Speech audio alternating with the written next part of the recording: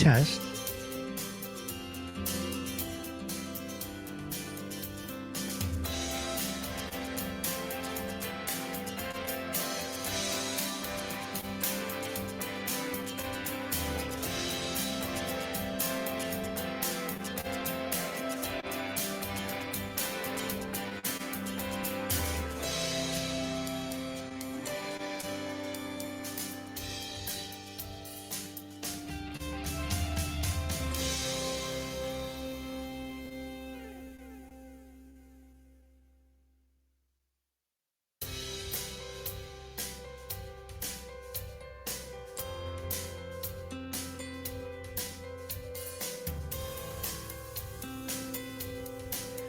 Good morning. It is 6:35. Welcome to Mornings with Bob Marrone. I am Bob Marrone. You're listening to Radio Westchester, the radio station at the train station. It is 38 degrees. It was really cold overnight. We had frost up county and up in the upper parts of the valley. It's 38 degrees. We'll have few clouds this morning, mostly sunshine, getting up to 50 degrees, but it will be windy. Welcome to the program.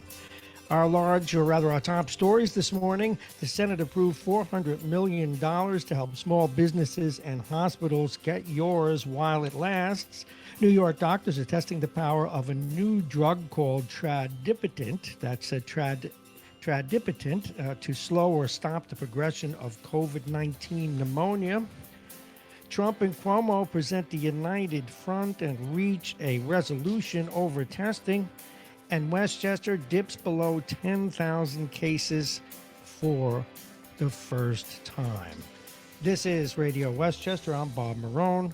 Let's take a look at the weather. And the weather's brought to you, as always, here on Radio Westchester, exclusively by United Hebrew of New Rochelle, voted one of America's best rehabilitation and senior care campuses, and it's right here in New Rochelle. Visit uhgc.org. As we said, it's 38 degrees right now, under few clouds. It's going to be mostly clear today, sunny, but windy. The temperature getting up to about 50. The wind out of the west, 15 to 25 miles an hour. Tonight, partly cloudy and 34. As we move into Wednesday, into Thursday, cloudy with rain late in the day. The high will be 56 degrees, the overnight low 44. And as for Friday, cloudy with periods of rain. The high will be 57. And then at night going down to 42. We can't shake the chilly nights. We'll take you to Saturday. Mostly sunny skies on Saturday. The high will be 50 degrees, or rather 60, I should say. Check that, 60 degrees. The overnight low, 45. And this top of the hour is brought to you by Aging Issues Management, their affiliate Aging Issues Radio, the law firm of Payne & Kahn, Dominic's Fine Cigars, Plug-in Virtual Reality, and our friends at the Beachmont Tavern. Remember, they're open to 1 o'clock in the morning. Their phone number, if you want to call to go pick up those tasty wings or the other things that you might want to order from the tavern, 636-9533, 636-9533. Let's get to the stories. The top story this morning, the Senate passed roughly a $480 billion relief package Tuesday that includes hundreds of billions of dollars in new funding. That's hundreds of billions of dollars. In fact, I said 400 million earlier. It's 400 billion in new funding for small businesses hurt by the coronavirus outbreak, along with other priorities like money for hospitals and expanded COVID-19 testing. The Senate passed the package by a voice vote, meaning most senators would not need to return to Washington, D.C. during the pandemic. The bill goes to the House, which is expected to vote on the package tomorrow. The total price tag, again, $484 billion, amounting to the latest unprecedented effort by Washington to prop up the economy. And again, the first of these bills, the original bill, which was whopping over $1 trillion, actually two, was eaten up by the large companies and the small, but within a week, 10 days, it was gone. And the smaller companies couldn't get any, or very few of the smaller companies or individual businesses could get any of the money set aside for the payroll protection aspect of the bill. Here in New York, as experts around the globe try to understand and get ahead of COVID 19, New York doctors and researchers are testing the power of a drug called tradipitant. Dr. Bushra Mina, the Northwell Health Lenox Hill Hospital in New York City employee, is leading the study with Vanda Pharmaceuticals. He says tradipitant could possibly stop the slow the progression of the disease in the body. He says 300 patients will be involved in the study, and the drug will be administered via pills. Tradipitant is currently in clinical development for atopic dermatitis and itchy inflammation of the skin. Dr. Mina says the study and analyses should take a few months before FDA approval. Let's hope they approve it quickly. It is 6:40. The Republican president and the Democratic governor met at the White House yesterday and reached a deal that they say will eventually allow New York to double its testing capacity. Governor Andrew Cuomo says New York can currently process about 20,000 tests per day.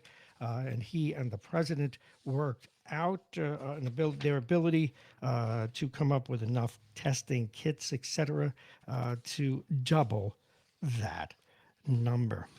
As we move to Westchester, the coronavirus claimed the lives of 33 more residents yesterday in the last 24 hours, obviously, but the number of active cases and hospitalizations continues to decline. And pretty much it looks like we have plateaued and flattened. For the first time in 10 days, active cases dipped below 10,000. Westchester County Westchester County Executive George Latimer said yesterday during the daily coronavirus update that he did feel things were headed that way. Of the 9,852 active cases, 1,000 plus were hospitalized as of Tuesday, according to the county executive. That's down from 1,089. And we quote him here: now that the hospitalization rate is dropping and the number of active cases is dropping, we are seeing a flattening of the curve. It is 641. In Yonkers, around 100 city employees are out of work due to the coronavirus or related illnesses. This, according to Mayor Mike Spano.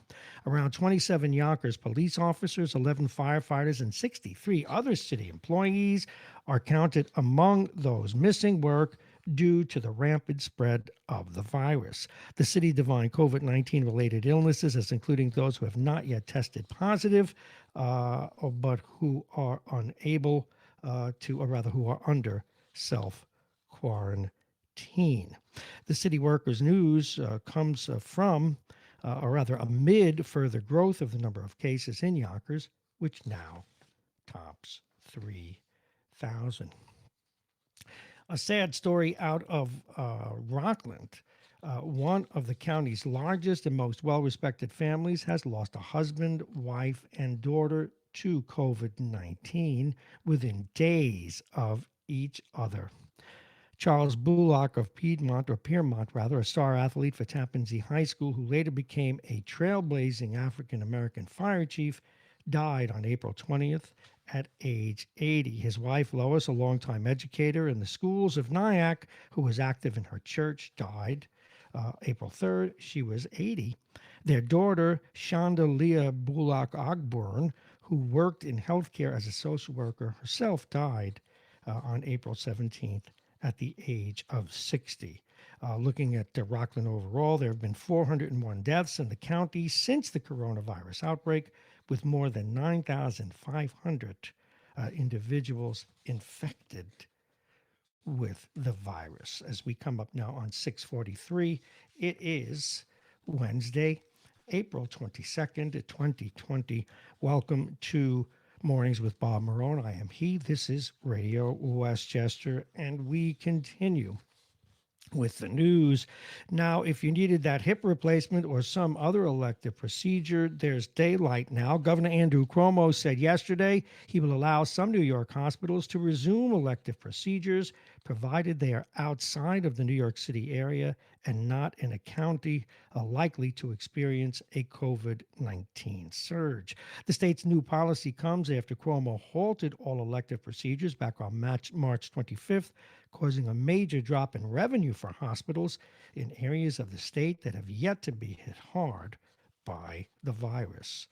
Now they will be allowed to reopen their doors to elective surgery, but only hospitals and counties without likely COVID surges, and that still needs to be determined, and including, again, those that probably are not likely to be included are hospitals in New York City, Long Island, and plus such places as Rockland, Clinton, Westchester, Albany, etc. So we shall see.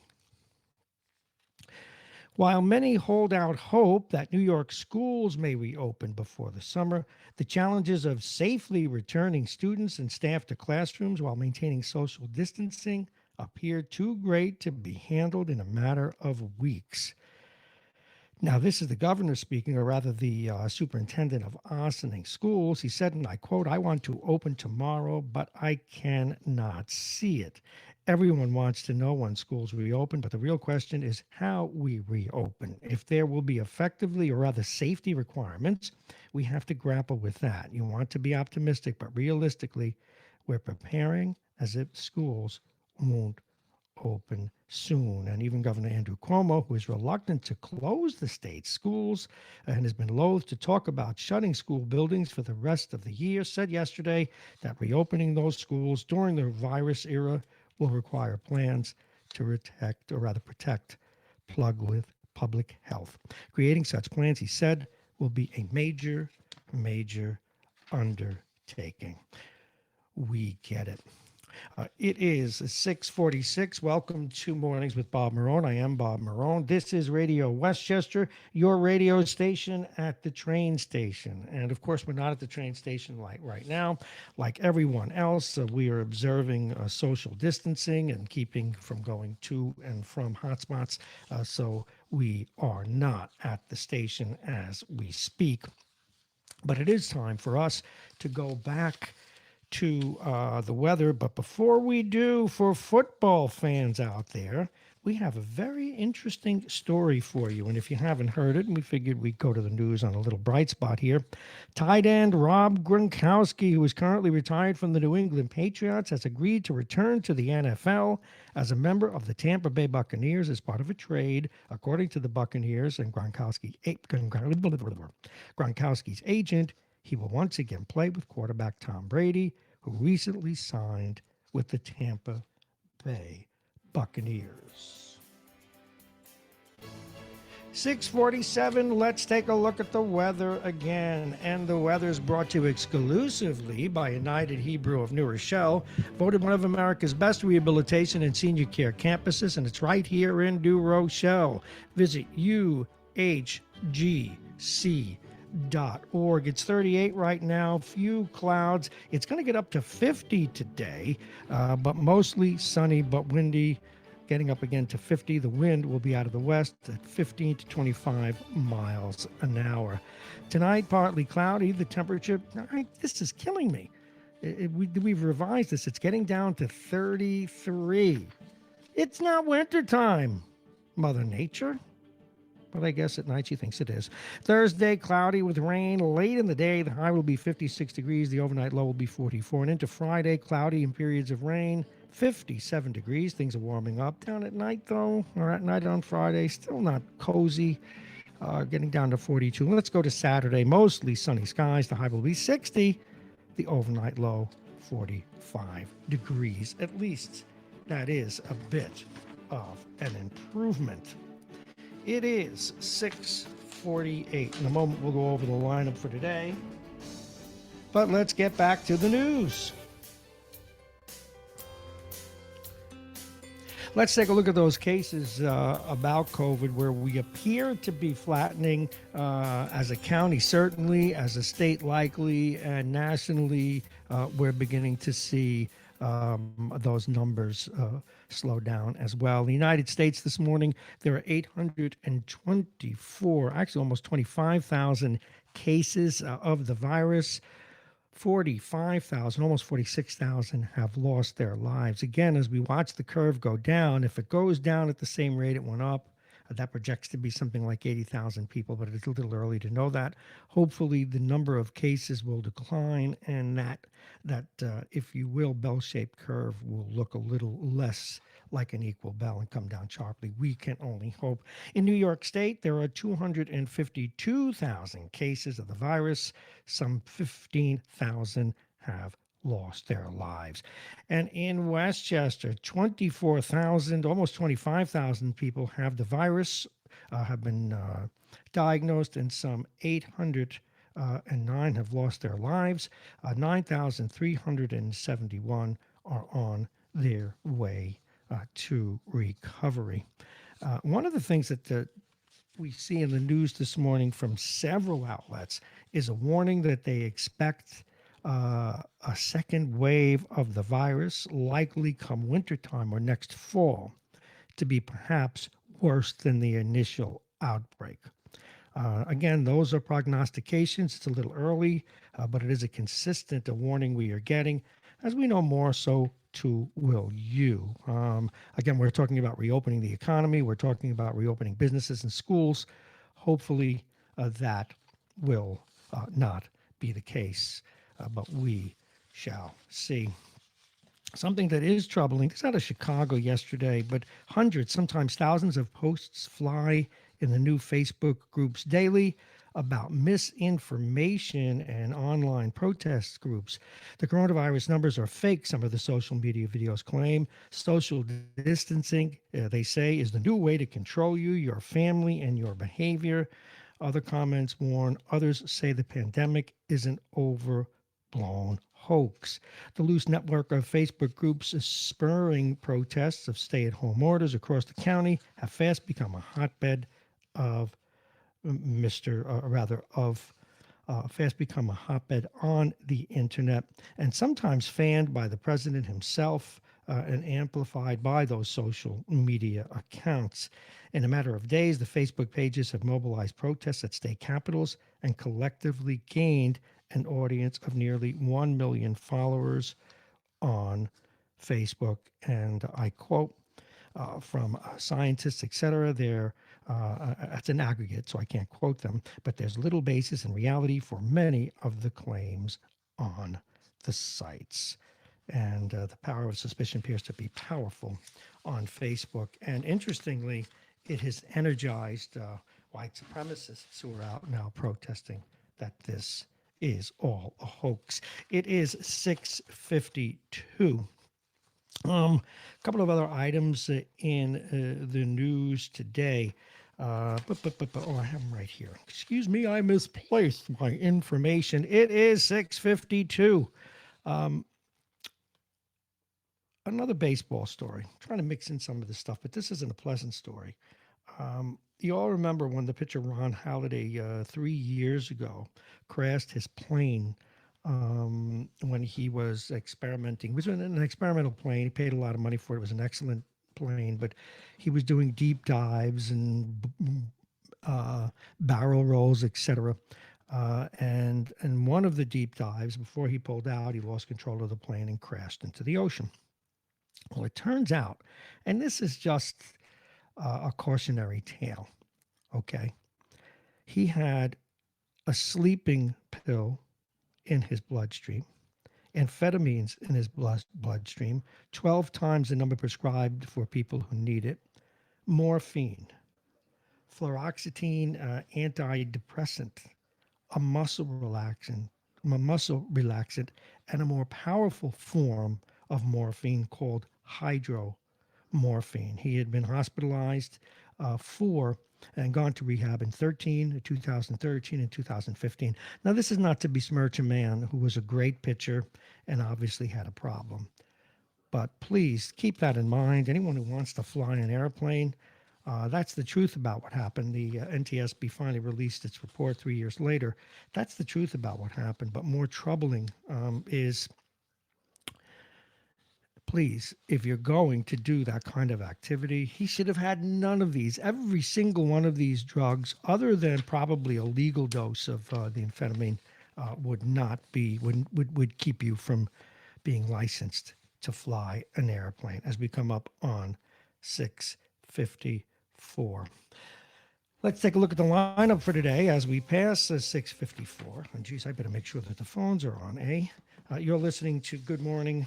I almost said my old radio handle. You're listening to Radio Westchester. We are your radio station at the train station. Remember, this week we are audio only. I mean, if you go on to Facebook, YouTube, or any of those other outlets, you'll see a banner up that says, hey, we're only audio, and a little figure, little sketch of me. It's supposed to be me. The guy looks like a dweeb. I guess it is me. Alrighty, yes. So if you listen otherwise, you can listen on all of those platforms. Again, Facebook, YouTube, Instagram, Periscope. We're also on iTunes, iTuner Radio, MyTuner Radio.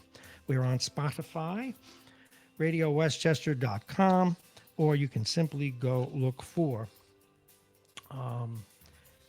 Mornings with Bob Marrone. That'll get the job done. Also, you can simply go to my website, bobmarrone.com, or the radio station website, radiowestchester.com. All those different ways to listen. So welcome to the program as we pass through 6:55. We're going to talk with Vince Russo in just a couple of minutes at 7 o'clock. Mike Edelman joins us at 7:20. I understand he and Tom from Pelham, I wouldn't say that they've reached a peace treaty, but they contacted each other by Facebook, and they now have some stuff in writing. That's going to be very interesting. At 7:35, Mike Duffy will join us. Bailey's tomorrow. And then at 8 o'clock, we have a very special guest, a young woman by the name of Nicole. She is the daughter of Caroline Galetta. Well, let's put it this way. This young woman has done something extraordinary. What, you say? How about making face masks and donating them to a hospital? I didn't make it up. It's a beautiful story. It should be uplifting for all who care about what things people are doing. And her name is Nicole. Again, the daughter of one of our regular listeners. Bandana masks. She and her brother Anthony had a little fight one day in an argument over the fact that she made a mask. And we'll tell you what it led to. That's at 8 o'clock. We'll talk with Ivar Hayden at 8:20. At 8:35, Hezi Aris has a breaking story coming out of Yonkers. And Harlan Ullman joins us at 9 o'clock. Sometimes I can't read my own writing, but it happens. Believe me. At this hour of the morning, I'm lucky I can read a fence post or a giant sign. One of the things that's troubling, if you had a chance to listen to all the news, okay, is that if you listen to all of the news, is that this virus could come back with deadly force. And my editorial now is not to throw anybody under the bus. I believe that people of a certain age and with certain maladies need to take responsibility for their own lives. Because there is a reality here. Again, and I'm not talking about people like the governor down in Atlanta, who's in Georgia, who's making an idiot of himself about the way he's reopening his state despite the increasing numbers of the virus there. And he's reopening it really in silly ways. I'm talking about the fact that sooner or later, they will have to open the government. And by the time that they do, it's very unlikely that there will be a cure. Very unlikely that there will be a vaccine. So like Americans have always done, like people have always done since time immemorial, we're going to have to take a certain amount of risk in order to reopen the economy. There's no other way. We're not going to go back to normal. No one's going to throw a switch.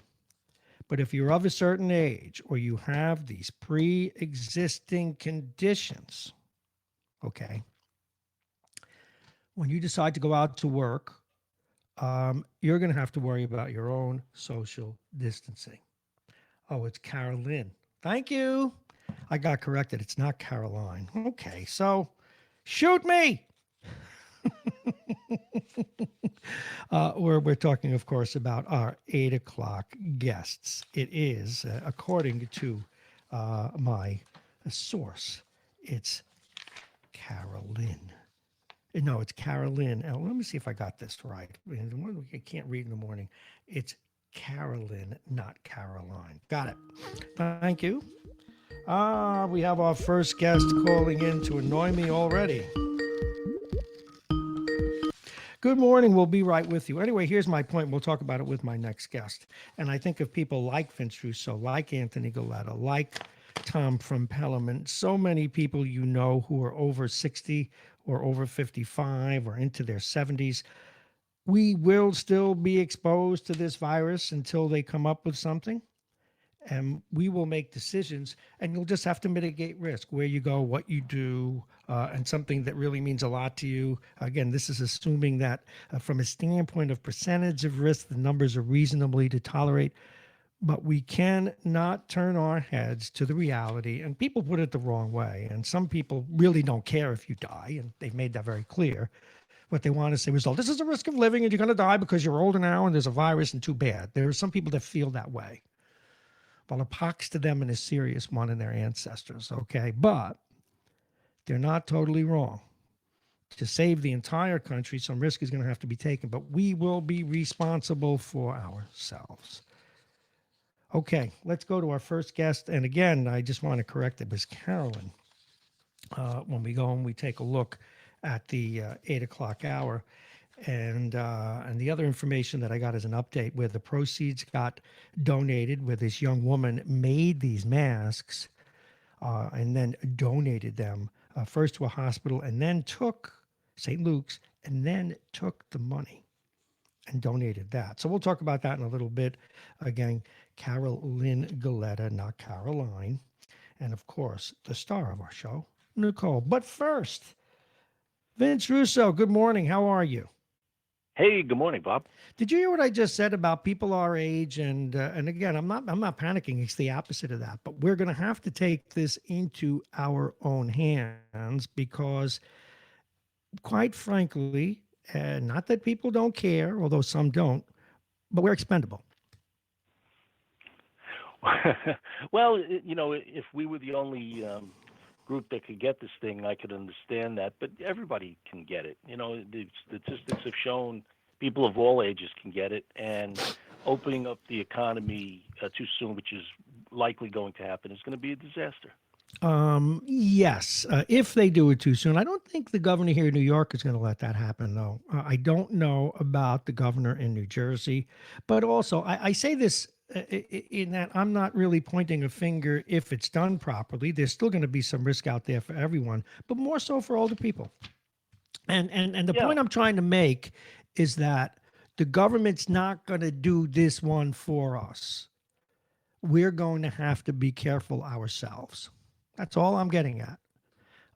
It's not going to be business as usual. We're going to have to be careful if we go to a ball game, be careful if we go to a Broadway play, even if they didn't exist. So, yeah. Well, the way the governor of Georgia apparently is going to do it is going to be totally crazy. I mean, they're saying they're going to open up restaurants and bars and establishments where people normally gather, as usual, and well, it's just going to spread this thing even more than it's doing now. one of the things that's bothering me is the groups of people who are protesting, the groups of people that are running around and saying this is all un-American, blah, blah, blah, blah. They seem painfully ignorant of the facts, painfully ignorant, or rather painfully um, to the extreme right. I don't understand why that's become political, becoming almost again like another Tea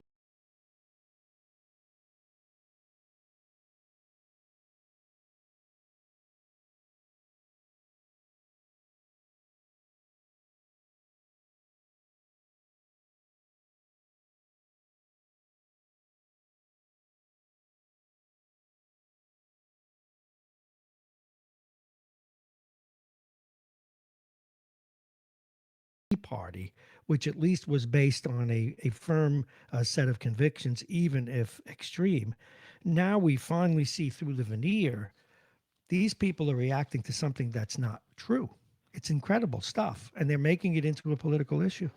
I'm flabbergasted, or maybe I'm Well, not. it's because they're taking their cue from their lead. You know, Dump keeps saying that all of this isn't true and that it's it's Well, not he's necessary not for saying all it of it. anymore. In fact, what he is he's bifurcating.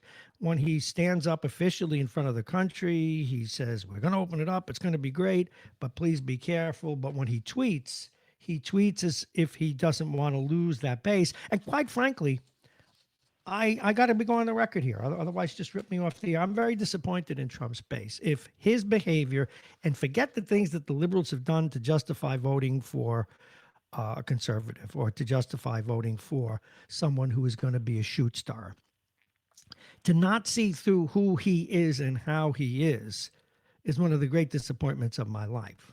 I am flabbergasted, and I don't. Yeah, but if they were able to do that, they wouldn't have voted for him in the first place. Well, And he didn't just start to be a huckster. He always was. yeah, but The unfortunate he came out with a message that resonated for people, and they didn't like Hillary. I'm sure you didn't vote for Hillary Clinton. I mean, they were going to I vote didn't for. vote for him either. Okay, no, but what I'm saying is, um, I got it. I didn't agree with it. I didn't like it, but I got it. But to deny the way he has been and the way he pretty much lies just about every day flabbergasts me.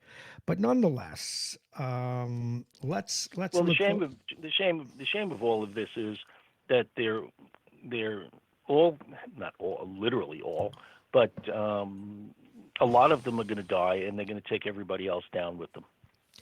It's a Well, shame. well, let's hope not. But what do you think of the governor of Georgia? I don't understand why he's doing this. I don't know if he wants to curry favor with Trump. I really don't understand it, for the love of me. But let's move into other things. Do you know what the plans are in your state to open things up slowly? Have you reopened the marinas as we have here in New York? No, no, we haven't done any of that stuff yet. Governor Murphy has indicated that there's going to be several more weeks at least of lockdown, and he's going to see how things look. In a few weeks. The time frame is unspecified. He's going to wait and see how things develop, and I think that's the right approach to do. I think this quarantining, sequestering, however you want to call it, has been working, and the cases seem to be leveling off. But it's tough. I mean, I think we just got to hunker down and do it. But it's not going to happen. I mean, the rest of the country is not going to go along with it. We're America, man. So, Well, I don't. Hopefully those numbers will stay. Hopefully there will be outliers. Hopefully it won't be the entire base, which I don't believe that it is, but it's a segment of the base, and the president probably does not want to lose their votes because it's going to be a well, that's all now. he gives a crap about. That's all he cares about is himself. He doesn't care about the country, and it's plain to see that. I mean, everything that he does, he's demonstrated that he doesn't care about the country. The thing that I'm a little surprised about is, don't these people understand that if they do these things that they're saying, this thing's going to spread even further. Why can't they understand that? If you Because go there's to so much ball games, because if you there's so go to much theater, disinformation out there, Vin. You heard one of the stories well, I did. There are a million people have joined up. I mean, that's a small percentage of America on the web now thinking that this is a hoax. Okay, a million people. Well, it's because Dump keeps saying it. And remember back even during Obamacare, I still remember being in a drugstore when a man in the front says, "Obama may not better not take away my Medicare," and I was banging my head against the wall because that's what people believe. They believe the rhetoric. Well, they're all idiots and they're going to die as a result of it. And unfortunately, they're going to take everybody else down with them. Well, I just hope That's, not. that's the way it You're in is. a foul Well, mood this morning, as we. no, Bob, it's the reality of this. I mean, it's how else can you look at it? Because if they reopen these states, the virus is just going to spread. People are going to be in social contact. They're going to be in restaurants and bars and theater or whatever else that they do, and more people are going to get sick. And do they think that the people who work in these food processing places are not going to get sick? Do they Well, think they that already have. people in well, they have, but at least it's been in sort of a controlled fashion. If it's not in any kind of controlled way, it's just going to spread through everything. The people in the grocery stores, the supermarkets, the little mom and pop shops, people in trucking, people who run gas stations. The whole thing's going to come to a grinding halt, and these idiots will say, "Yeah, we're making America great again." Well, it is 7:09. Hey, I just want to turn your attention to something else. Did you hear the story about this pitcher, Roy Halladay, a gazillionaire, and how he managed to waste his life? Although I guess a drug addiction is a horrible thing, but did you listen to how many drugs he had in his system? One, two, No. three, four, five, six. He had on a sleep aid, amphetamines, 10 times the limit, morphine, anti-anxiety and depression medication, a muscle relaxant, and an enhanced form of morphine called hydromorphine, and he was flying a plane. Oh, That's brother. yeah. So and it's a shame. And he had been in rehab back in 13, and then in 15, and they gave this guy a license to fly a plane. I wonder what his recent medical is. This is typical of the whole planet, though. When you are someone rich and famous, you can get tested for COVID when others can't. You can fly a plane when you shouldn't. It's just the way the world spins, I'm afraid. Yeah. Well, the way the world spins too is that Dump wants to keep reopening the economy because his friends aren't making money. The oil industry is in the tank. Although you see, so now here's a rationale where I can understand why people are maybe support Trump. That stupid Ocasio-Cortez woman. What does she says, say? "Oh yeah, She says, "Well, I'm glad that the oil companies are going bankrupt." Well, that's the other half of an equation. Imagine if she and her brethren were in power. It would be the same thing, just the other side of the fence. Yeah. Yeah, I that's ridiculous. Well, see, I don't agree with you. I think your former comment I agree with. It's about Trump and his ego and getting reelected. But I don't think I mean, his buddies may be yelling in his ear, the business people, but for him, it's about getting reelected, and it's about his constant. I mean, the guy's neurotic. He's constantly saying, "I didn't do that. I didn't do that. I did this. Ain't I great? Didn't I do that?" That's, you know, Well, they said, the guy belongs in therapy. you know, I didn't want to talk about Dump today, but No, well, it's he real. You're said really in a foul mood, even giving him a he name. said well, he said the other day that people said, "Well, why did you have these rallies when the virus was spreading?" And he said, "Oh, I don't remember doing that." And they're going, "Are you crazy? You had these. You were there. You had them." Well, I don't remember that. Well, that's him. It Well, that's it is just totally crazy that this guy is Okay, I want to turn your the attention president. to something else. Get your reaction. If he's in a foul mood, folks, we're talking with Vince Russo here on morning. I keep saying my old handle here on Radio Westchester. Missouri became the first state to sue the Chinese government over its handling of the coronavirus, saying that China's response to the outbreak that originated led to devastating economic losses. There's some truth to that, but I don't know how much money you're going to recover from someone who owns all our debt. Well, I don't know either. I do think I don't know. My gut tells me, and I don't know how this is possible, but that China's got to be made to be held accountable for this. I mean, this really it was their fault. Whether it was, as some people speculate, you know, some germ warfare thing that went awry, because supposedly there's some germ warfare thing in this Yuan province. Uh, or it's just the way they do it with this business of these wet markets and all of this other kind of stuff. But somehow they got to be made accountable, and I'm not sure how it is. One of the things that people could do is start writing to all of these companies that get goods from China and say, hey, guess what, pal? When things open up, you get stuff from China, we ain't buying it from you.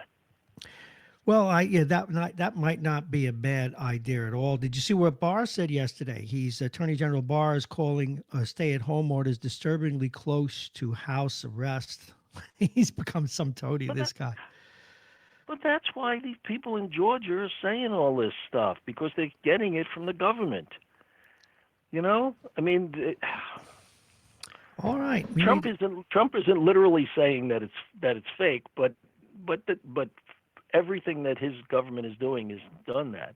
And what's going to happen, unfortunately, is all of these people that support him, they're going to wonder why, when their kids and their grandkids end up dying of starvation, how they let this happen. But America will be great again. Well, yeah. Anyway, as their kids die. Well, it'll be sick again, is obviously what you're intimating. Amazon and Target, they're planning sick outs over safety concerns. These people, some of these people are going to die if they don't take care of them because of their hiring, which is a good thing. But I guess they're not taking suitably useful measures to protect them. So. Well, yeah, and the people are rightly concerned. So okay, so extrapolate what's going to happen when they prematurely open up the economy. Again, this stuff is happening now under these kind of very tight conditions. Imagine what happens when Georgia just opens everything up. It's Well, we're it's going to completely see. crazy. 7:15. We're very upset, Vince, today. Uber and Lyft are saying that the company's blocking unemployment benefits. Do you know companies can do that? I worked for a company once where they would go to court to pretend even people who absolutely deserved unemployment insurance. One case, they went to court and made stuff up. They went there in mass and they made stuff up so that they didn't have to pay unemployment to one almost minimum wage employee. I find that amazing that companies will do that. How do you feel about the notion of tracing people on Apple and Google to figure out how and where the virus goes? Are you willing to give up that kind of freedom to be tracked wherever you go and what you do? Contract and I isolate the infected? Well, I mean, I don't know what's the plan. I'm not familiar with what they want to do. I mean, you mean literally if I leave my house, they know where I go? Yeah, that's what they'd How have to how do. would how would they do that? Okay, as the United States, let's cover the story, eases out of a painful job killing phase of social distancing, preventing new cases will require looking at the chains. It means identifying new infections so the sick are treated and their contacts quickly isolated. Ensuring success might also mean embracing digital surveillance technology despite privacy risks. Some nations are already using data collection with aggressive testing, and that's how they would do it. They'd actually have to follow the people who had the virus or who tested positive for the virus. Well, if So, they backtrack, I don't see any problem with that. I think if they say, hey, who are you in contact with? Where did you go? What'd you do? Yeah, I mean, I could. They're doing that now. I mean, yeah, well, I in could see South that. Korea, what they're doing is they're a democracy. They're required to download a self diagnosis app and so use cell phone data, credit card transactions, and security footage to track the movements of COVID-19 patients to alert people to who else. So if you were a COVID-19 person and you go, I don't know, next week, go meet with the legislature down in Trenton, they would track you going there and who you met with and so Mm, forth. So yeah, interesting. I don't All I don't right. have a problem with that. Yeah, Now, do yeah. you have anything on the positive side of your brain to throw at us Well, I got today?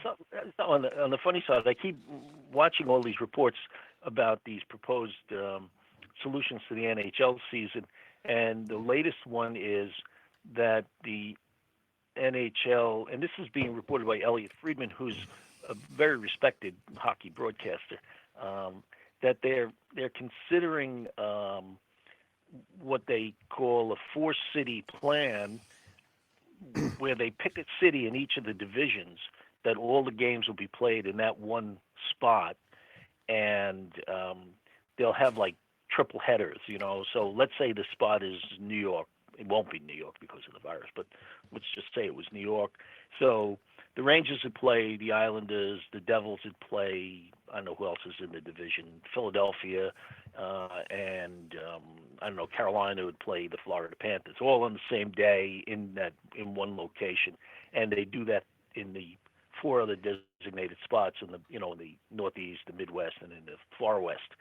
So that's the latest iteration of of how they anticipate or are thinking Yeah, about how resume the season. they're It just gonna seems have to come up crazy. with something. All right, I need to roll forward, my friend. Thank you very much. I want you to get a little more sleep. It's a pleasure to talk with you, and we'll talk to you later. Thanks, man. All right, Bob. Bye bye. Bye.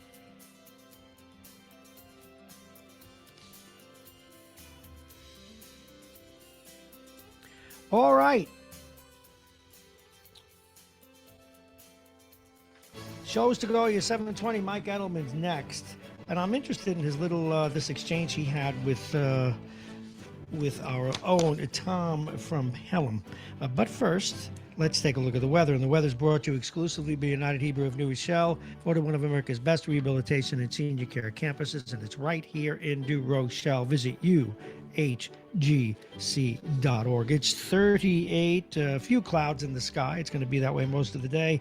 Mostly clear, sunny, but windy. The temperature getting up to about 50. Tonight, partly cloudy and 33 degrees. Good grief. Thursday, cloudy with rain late in the day. The high will be 56. The overnight low will be 44 degrees. And yes, I am sick of the rain. And we will get to Mike Edelman in just a moment. Thursday, again, cloudy with rain late in the day. Friday, cloudy with periods of rain. Again, more rain. The high will be 57. The overnight low 42. On Saturday, mostly sunny skies. The high will be 60 degrees. The overnight low will be 45. As we take a look at our sponsors this morning, we thank Aging Issues Management, their affiliate Aging Issues Radio, the law firm of Payne and Kahn, Dominic's Fine Cigars, pluginvirtualreality.com, and the Beachmont Tavern. They're open till 1 o'clock in the morning. They open up at 11:30. By the way, yesterday when I called to get some food, I heard that they we're doing some work for a hospital, so we're going to see what they're doing and how that works. 636-9533, 636-9533. Call them up, then go over there, pick up the food of your choice and perhaps a beverage. It's all legal. It's all okay to do. You can't eat it there. You can't drink it there, but you can take it home. Or you can go in and order there and then pick it up. Or check their menu out online and order something. All right, our next guest, political analyst Mike Edelman. Please say good morning to Mike Edelman. Good morning. I will. Hi, Michael. Good morning. Hi, Bob. How are you? Very well, Michael. I understand. Did you have a bit of an email or a Facebook exchange with one of my regular callers? At least I saw something to that effect. Tom. Yes, From I yeah. believe he. I don't think it was email. I believe it was Twitter. Yeah, okay, it was Twitter. Now, Yeah. he said he was glad that you were willing to put in writing your predictions. You know, they stick in his claw, you know. He one of your biggest fans. Very nice guy, by the way. But I'm sure. some of my regular listeners consider you what's called a Trump hater. In fact, I just had another guest who's not a big, another Republican, not another big Trump fan, who was even calling him President Trump or something like that. I kind of, someone texted me and said, "Why did I let it go?" And I let it go only because Trump calls people names. I don't like to call president names myself, but since the president does it, I decided to let it go. But how do you feel about the indictment that you hate Trump no matter what? I am a never Trumper. Donald Trump is unfit. Yeah, it's not about ideology for me. I supported Republicans for 50 years.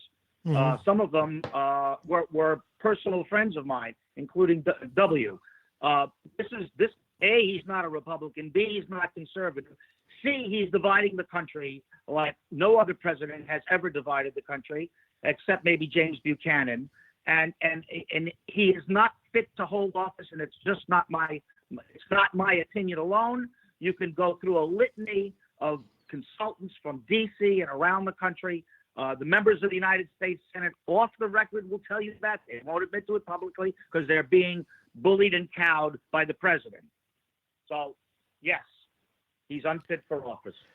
Okay, having said that, what do you think is motivating some of these governors, like the guy down in Georgia, and some of these other people now to get out marching that we want our freedom, blah, blah, blah, blah, blah, and even William Barr to question whether or not this is legal? Well, let's take William Barr first. I don't believe he has standing because the 10th Amendment makes clear that powers not specifically delegated to the federal government are reserved for the states. These powers are constitutionally reserved for the states. So he can jawbone it as much as he wants. There's no way for him to win a legal case on those grounds. The governors that are doing this because they want to cuddle up to the president.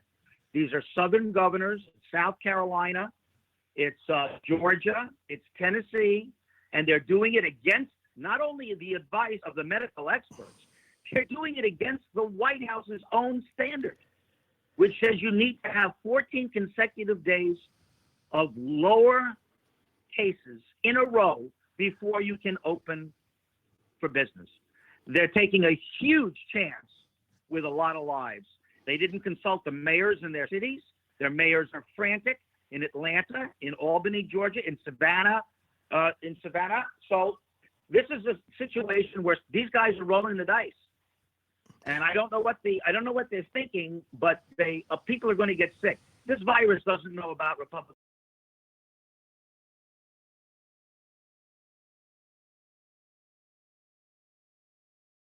That was previously occupied by somebody who was. Hold on a minute. Oh no, I got it back for a minute. I thought I lost my my signal. No. Okay, go ahead. Okay.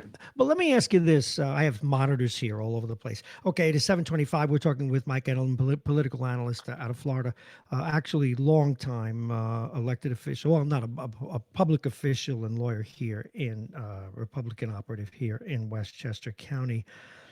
What troubles me, and even to the extent that it will be necessary, I don't like as an American citizen, although I understand it being treated as an abstraction. And maybe because I've already lost a couple of people to the virus in my extended family and a close personal friend, people aren't an abstraction. Now, of course, like anything else, war, whatever it is, there are people who are going to die no matter when they reopen the government. But I'm surprised that some people can be so cavalier about it. You know, in other words, well, people die. What do you want? You know, whether it's Bill O'Reilly. But that's not true, though, Bob. It's not true that in the ordinary course of affairs, people are going to die. That's why we have governors and presidents to lead people into doing what will preserve their lives. And he's not doing that. What he's doing is rooting for the protesters because that's his base. And what he should be doing is setting an example. So he sets an example in writing from stuff that's issued from the White House, but he goes on television. He says, I'm on the side of the protesters who are accusing these governors of taking their liberty away, when all these governors are listening to the medical experts about when it's safe to go back into stores, go to theaters, etc. I heard a very interesting, by the way, theory about why the governor of Georgia is doing this. Why? Because the theory posits that he's aiming this at workers who would otherwise claim unemployment. And he wants to avoid having to pay the billions of dollars in unemployment in Georgia. So he's making work available. If you don't go, you don't get. You know what I've been having trouble understanding, but then again, I can't get in the mind of elected officials in either party, whether it's Nancy Pelosi or the president. You mentioned earlier that these Republican senators and other officials will tell you off the record that the president is unfit, which I do believe he is. I need to put my cards on the table there. I really do. Much as I understand why people voted for him. Do they care about making $180,000 a year that much when none of them is going to starve? To have abandoned all No, you're principle? right. But yeah, I don't think it's. Think some. I don't think most of these senators, by the way, are multimillionaires. So let's get that on the table right away. I think it's about power. I think it's about being intoxicated with the proximity to power. That's what's motivating people like Jeanine Pirro, people like Sean Hannity to get on Fox News and lie. Well, And but that's exactly what back they're up a doing. second. Janine Pirro, who's become a skell, and Hannity, who has ruined my profession, if in a gifted way.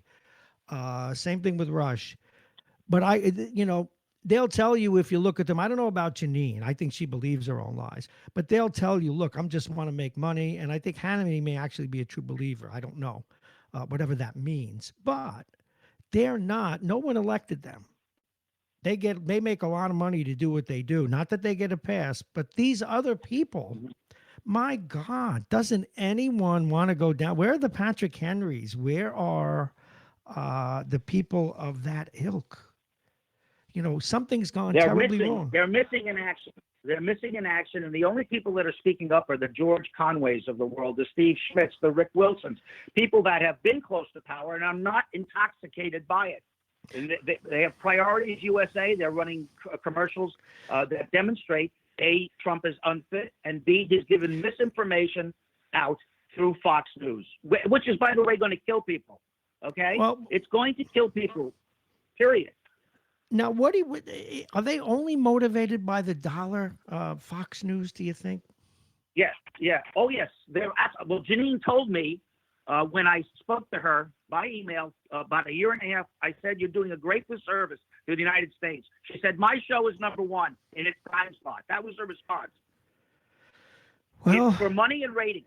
And you know what? Fox News Incorporated, as soon as this coronavirus was revealed, had everybody stay home. See, they had internal memos all over the place protecting their broadcasters, and yet they let these people run with a false narrative because what they're trying to do is keep a conservative, quote unquote, judge appointment president in office for the narrow reasons that they want Trump and they don't care what they have to say to guarantee. Yeah, but would they get it if it was Pence? They get it if it was Pence. They get it if it was John Kasich. They would get it with one of these other capable men. But I guess that's just the way it is. And Janine, see, where you and I disagree about Janine, and where I disagree also with my next guest, Mike Duffy, is I think it's always been about Janine. I think if you look at some of the movies where she's been featured, whether it was the one about Durst and others, the way she handled the case of Jeff Deskovic, who went to jail and didn't have to. All she had to do was release his DNA. I think it's always been about Janine, and in some ways, she skewed my head in such a way that I don't trust attorneys general a lot or DAs, because is it about winning cases? Is it about the next level, or is it about doing justice? And she has so soured my. Well, they're going to have to prove it to me. I'm not including Janine Pirro in that. Well, thank you. Because I think she demonstrated multiple times that wasn't her first priority. Well, thank you. But certainly Scarpino. Well, see, Scarpino's that way too. Fiore. Well, in fact, he's in the reverse kind of situation. He's dealing with a very brilliant uber liberal who wants to capitalize on the dislike of Trump to throw him out. Heaven forbid that he should do the job without an agenda as we pass through 732. So where do we go from here? The president's going to stay in office. You debate with some of and they're informed. I would like to think that conservative callers here are very informed and know their business. You debate with callers, but where do you think the country's headed now? I think our first order of business is making sure we keep as many people as possible healthy and that we open up the economy when we can without making any unnecessary sacrifices. And I believe that's a function of the medical profession and Dr. Fauci and Dr. Birx and all the other doctors who understand viruses. I am not a viral expert, and neither is Sean Hannity. And but the mere fact that a television celebrity can suggest hydroxychloroquine, Yeah. okay, you got to take it, and now they have a study that came out. Yeah, I just yesterday saw. I that was said going to say that. no- Yeah, there was no positive so, or you know, negative. Yeah.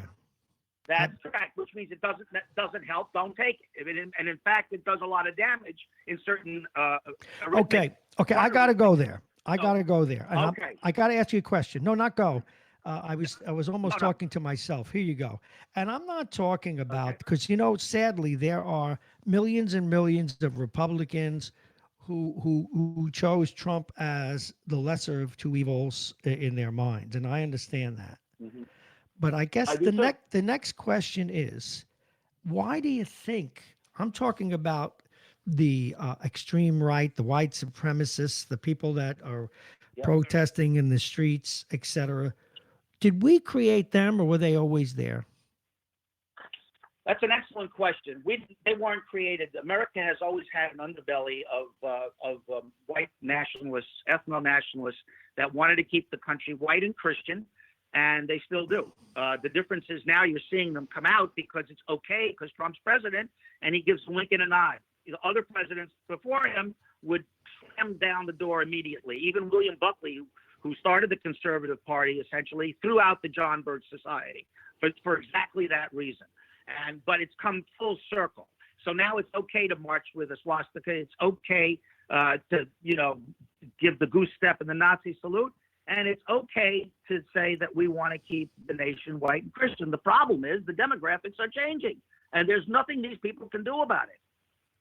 That's the problem, and they know it. And Trump is capitalizing on it. That's what's going on. You have to look at the demographics about the disease, the coronavirus, disproportionately affects blacks and Hispanics in the Midwestern cities of Detroit, Cleveland, Milwaukee, and Lansing, Michigan. And that's part of it too. Some of these people say, it's affecting the minority community. Open the stores, let us go shopping. But you know what? It's going to get to them. And when it gets to them, they're going to change their tune. I don't know. I think a lot of the people who were against Obamacare wound up without insurance anyway, or were hurt by the fact that Obamacare was so compromised in and of itself. They still didn't care. I don't know. I can't get my head around any of that anymore. Michael, before you go, what about your governor? What's motivating him, the governor of Florida? Governor of Florida is motivated by kissing up to Donald Trump. This is Donald Trump's new home. He is being reckless, and he'll pay for it ultimately. We have a lot of old people, including me, in the state of Florida. And if he opens it up like George is going to do, George is going to be the canary in the coal mine. If things go south quickly in Georgia, nobody's going to do anything. Well, let's hope DeSantis doesn't. DeSantis opened the beaches, and he's playing it by ear. This week, he's probably going to open up the golf courses and the bars and the restaurants. So we'll see what happens. Well, I'm staying home. Well, you be careful if you do go out there. Mike Edelman, thank you very much. We'll talk to you next week. Coming up next, Mike Duffy.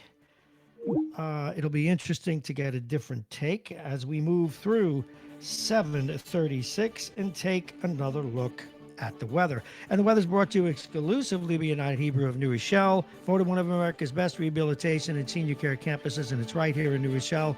Visit uhgc.org. Now, remember, we have a lot of interesting stuff coming up today. We're going to talk with Eeyore Hyde and see how things are doing here in New Rochelle. And then we're going to talk with a wonderful young girl. In fact, those of you who've been listening to the show for years will remember when she came and sang the national anthem on our show. It was absolutely a beautiful thing. And this young girl, when we tell you what she's done, with her mom's cooperation to make masks, to donate them to places where they're needed, and I don't want to steal their thunder, we'll let them tell the story, and then even to donate the profits. A great, great story. Actually, it started with a little sibling debate. That's coming up at 8 o'clock. Then Hezi Harris with breaking stories out of Yonkers at 8:35, and Harlan Ullman at 9 o'clock. And this is the weather. Well, why don't you tell them, Robert? 38 degrees. A few clouds in the sky. It's going to be a sunny day, but windy. Temperature getting up to near 50. The wind out of the west, 15 to 25 miles an hour. The night partly cloudy and 34. Actually getting down to 33, they tell us now. And on Thursday, cloudy with rain late in the day. A high of 56 degrees. Overnight low 44. Friday, cloudy with periods of rain. The high will be 57. The overnight low will be 42. And Saturday, mostly sunny skies. The high 60. We like that. The low 45 degrees. And we move forward now with our next guest. Please welcome Mike Duffy. Good morning, Michael. Morning, Robert. How are you? Oh, doing pretty well. Everybody woke up in a foul mood today. I'm trying to take the edge. I'm telling you, my head hurts from listening to those last two guys. Jeez. Well, that's what free speech does. But That's right. That's America. I agree. I count on you. I count on you to temper this because my head hurts. Look, I have my issues with Trump too, but wow. Okay, I've had my moments. Let me just say this. From a public, I'm flabbergasted. As someone who's been a guy on the beat, I wanted to start in a weird place, and then we'll get back to the COVID virus per se. Sure. You've been a police officer up here. You know how New York City is. How in God's name are we ever going to get mass transit back? You see the subways. One of the studies, I think the other day, was that they think the tremendous spread in New York City was due to the subway system.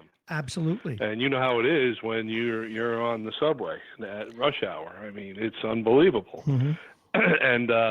And now apparently the only ones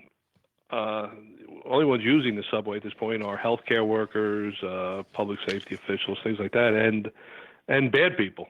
I'll leave it at that, saying it that way. And they're still crowding in the train. So if the virus is present in an active form down there, it's still present. It's still spreading through that subway system. I don't know, Bob. I don't know the answer to that unless, the only answer is a vaccine to get rid of this thing, and therapeutics when people have it. What do you do? How can you shut down the New York City subway system? What, forever? You can't. I don't know. You can't. And that's why having some sort of a vaccine is probably the single most important thing that we could be focusing on. I don't know if you heard my monologue today, because there is a sweet spot. And, we have people that are really worried that it'll be Armageddon. And we have other people, let's just all go back to work. But there's a sweet spot in there where people, as we always have as Americans, are going to have to underwrite some risk, and it's going to be on us. Well, I agree 1,000% with you, Bob. And, we've had this before. None of us remember. You had the 1917, 1918 pandemic. And what do we have after that? We had the Roaring 20s. I mean, you had the obviously the Depression after that. That was economic situation in 29. But you had the Roaring 20s where the country roared back after that pandemic, and we can't just sit in our foxholes and cower. We have to do what's smart. We have to do the social distancing and all that, obviously. But I agree with the president, and Cuomo too agrees with the president. You have to open up the country to some degree. And Mike is right, and you were right when you're saying, well, Georgia is the canary in the coal mine. I agree with Mike on that because they seem to be moving ahead a little too fast, even for the president. So we'll have to see what happens down there. You hate to have any type of test tube as far as people go, but it looks like that's what they're leading to down there. And you know what's interesting, Michael, and again, we haven't beat up on the left, although someone did mention Ocasio. Imagine her as president. I'm hang myself. Anyway, I digress. My point is this: that unfortunately, even this becomes politicized, and that's one of the ironies here. Is one of the reasons a lot of people voted for Trump is that they wanted a shit stir. They wanted things to be shaken up because they don't trust elected officials anymore. And yet on both sides, I think that's true. And on both sides, they're trying to make hay of it. The left is there are some people on the left. I wonder if they want people to actually get better and hope that it gets Trump out of office. That shouldn't be the reason. Listen, Bob, I believe Trump was a reaction to Obama. And you know what, though? What do you have in this next election? You have Joe Biden. I mean, does anybody actually watch those clips and think Joe Biden is competent to lead this country? He's got something. He's a very nice man, but you know what? He's got something going on there mentally, and clip after clip, day after day, he's not. That's kind of scary. So everybody's saying, well, it's all going to depend on. Forget about Biden, but let's see who his vice presidential pick is, because he would never last in there. Which is a horrible thing to say, but could be true. No, but that's a reality. So, but you see here again, no, he may be a reaction to Biden Trump versus Trump. I don't think there's a contest there. See, that's where as far as ability. We respectfully, unlike others, we respectfully disagree. I think that I think that by the time Trump is done, if he has another 4 years, we won't recognize the democracy we have. And it's not going to be a total fascist dictatorship like the people on the left say. But I'm done with a guy attacking the very pillars of what we believe in. But that said, with that disagreement off the table, I believe that Mr. Biden will get elected anyway for the same dynamic that people felt that the country was getting too liberal and we were giving away too much and blah, blah, blah, blah. I think Biden would win on that, on anti-Trump sentiment I think alone. it definitely could be the same dynamic. Yeah. It's absolutely. That's obviously a possibility. Now let's two people are in a race. One's got to win. So well, let's translate this. Let's translate this into the everyday, where you made your living first as a detective, and I forgot to do my usually opening. Michael is a first very is uniform. Yeah. Yeah, well, Mike is. I'm going to get to that. Mike is a very fine defense attorney right now, which and again, his ability to do that has been supplemented and indeed enhanced by the fact that he was a police officer on the beat, a detective, and the head of investigations for the DA's office here in Westchester. How do we? Can you even imagine trying to police people wearing masks and not wearing masks? I mean, there's a practical element to this. We need to do the social distancing. We need to do those kinds of things. But when it affects every single person walking on the street, how do you police that? Right. Well, we talked about that last night. You go up with, you're wearing kid gloves and you say, listen, folks, this is what you got to do, But then we also talked about, Bob, if you remember, the fact that some cops, and you don't know when the media presents these stories, because it's maybe 1 out of a million, but see cops, and we had a term in the police department, and other police departments had the same term. A cop was badge heavy, where he went out. Now there was one picture where it was on a beach. I don't know if it was.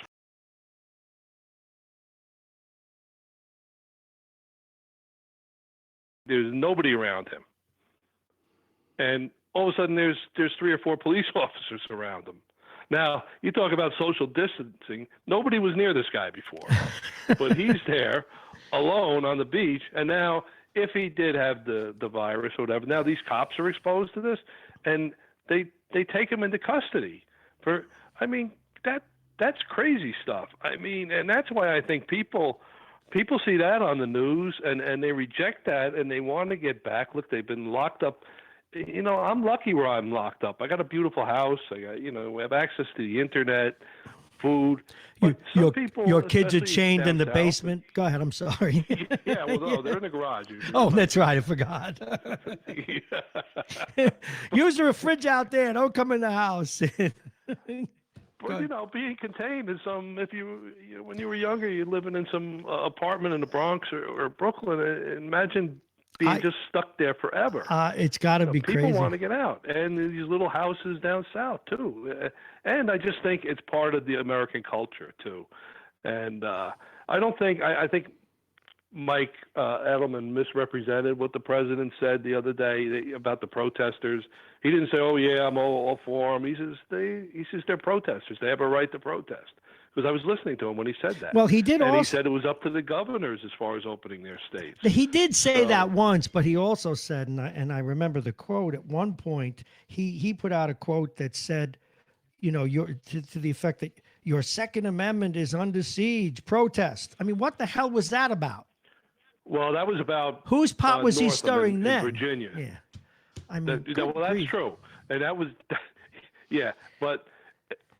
That's the Second Amendment issue, but that's Northam down in Virginia, because obviously he has no use. They have no use for each other. But You know, look, we can't take away the right to protest either. No, see, it's I very, agree very with that. Hey, strange, hey, Bob, let me where- just back up. I totally agree with that, and they got the right to protest. And my own it's strange where, yeah. my own Everybody who's on hypocrisies the involved. left Yeah, says, protest, protest, protest. It's We got to right. do this. Take back the streets. Saul Alinsky, or whatever the name is, Oh, right? And then, Soul the lock him, dentist. you know, these guys on the beach alone. Lock him up. He's killing people. You know, it's so No, how the I tables agree. You know, have turned from the left and the right. you just reminded me. You know, because the president, and sometimes I have this debate with friends too. You know, why do you beat up the president? Because he's the president now.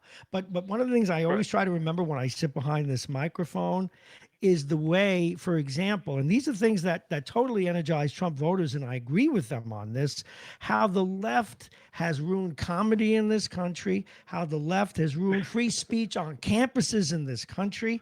It is phenomenally incredible and enough to turn anybody's head. That's why I was going to vote for John Kasich.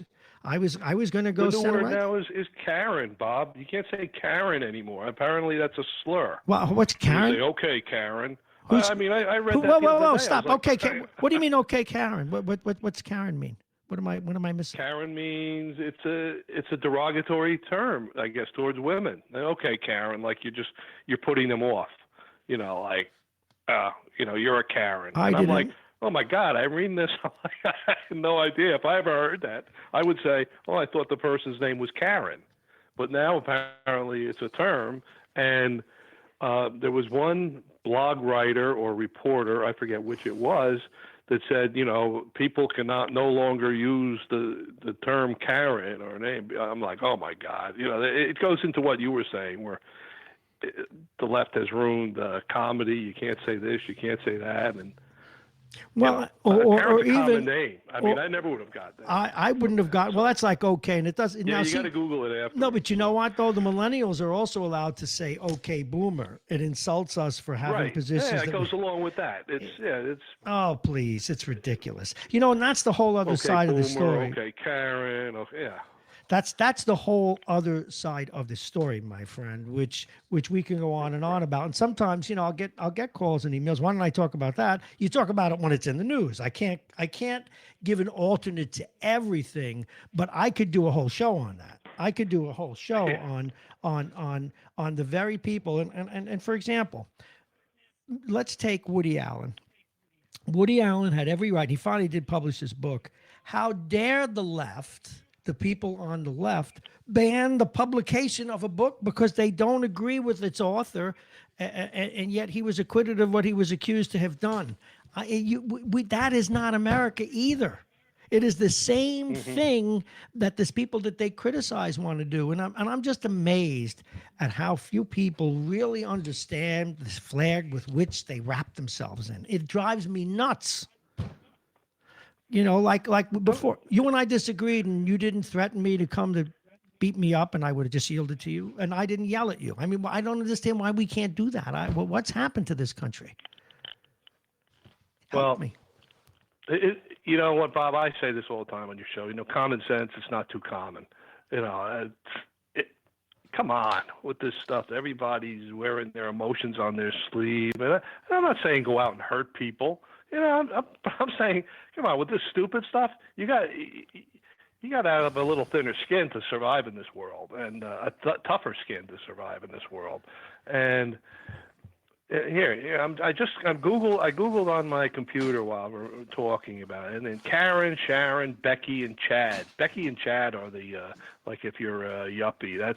Those are terms now that are used, not against people, but describe certain people. Oh, she's a Karen. He's a Chad and a Becky. So okay, names come up all the time. All right, but now are we going to say you're evil because you did it, and now the other person has to crawl into a safe space and get coloring books? I don't know. I get coloring. Well, you know what's interesting? Even some people who do stuff with the best of intentions get in trouble, and I will give you an example. There was Bob, can I just, before you go there, you just reminded me about something with sure. the coloring books? Yeah, go ahead.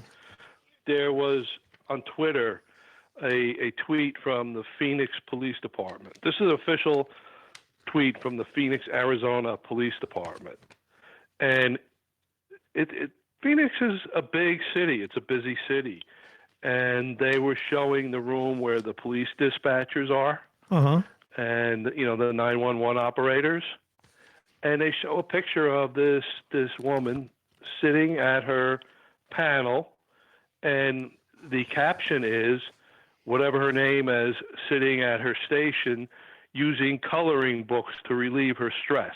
And she's got all these different coloring pens, and she's got an open coloring book, like with an elephant or whatever. And I'm like, oh my God, I almost fell out of my chair. I'm like,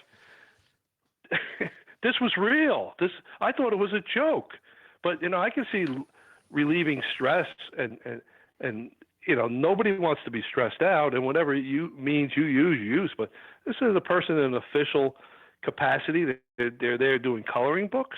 I mean, to me, it's absurd. Your callers your listeners may have a different take on it, but I just thought that was crazy. Well, my favorite story, and it was a great college. I can't remember, but I mean, we're talking about a top school, a Duke-like school. A kid, and probably himself was to the left of center, but if not, he was certainly neutral. And he was reading a book that was talking about the horrors of slavery, as well he should be, and learning about it. Right. But on the cover of the book, there was someone being lynched. He got in trouble for reading that book in public because the cover would upset someone. That's absurd. Yeah. That is absurd. Yeah, that's exactly what I'm referring to. And I like to bring these things up whenever someone says to me, how did Trump happen? I understand how he happened. I really do. I just don't like the way he behaves. Okay, having said that, one more thing before I move on. How do you, as a lawyer now, as a defense attorney, how do you imagine the courtroom of the future, the immediate future, maybe the next year or two? You probably won't have a gallery. I think the future is going to be part of what is getting set up right now, the virtual courtrooms. I don't like the idea of it. I like the idea of it as far as an emergency situation goes, that you can keep the system running. But I think somebody may try to carry this on down the road after we get back to what's called normal and say, okay, well, you know what? You don't have to come in now, counselor. We're going to do this all on video, which I think takes a lot away from the courtroom experience and your ability to profess what your case is. It's different arguing from behind a computer camera than it is on Skype than it is in a courtroom. So I think that may be part of it down the road. I think there may be, especially in New York, there may be fewer court appearances. Now you have constitutional issues that are going to raise themselves, and I have to jump back to what Mike said. He says the bar has no right to. That's not true.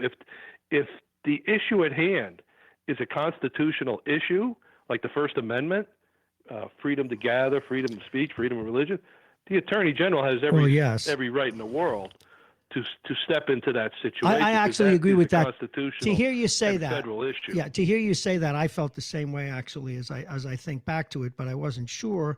But I think he can. But I do question Barr's motives for saying it the way he said it. Yeah, that's a different story. It's a different story. Different. Absolutely, because but as far as his authorization to do it, no, I don't think that's a question.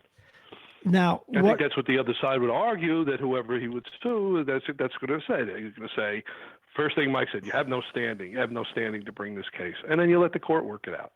Now, before you go, one last item. I did have one last item. You probably still have some people in jail. Are you trying to get people out? I have one unfortunate young man still in jail. I actually am in the process now of trying to get him out, and I tried to get the consent of the district attorney to get him out.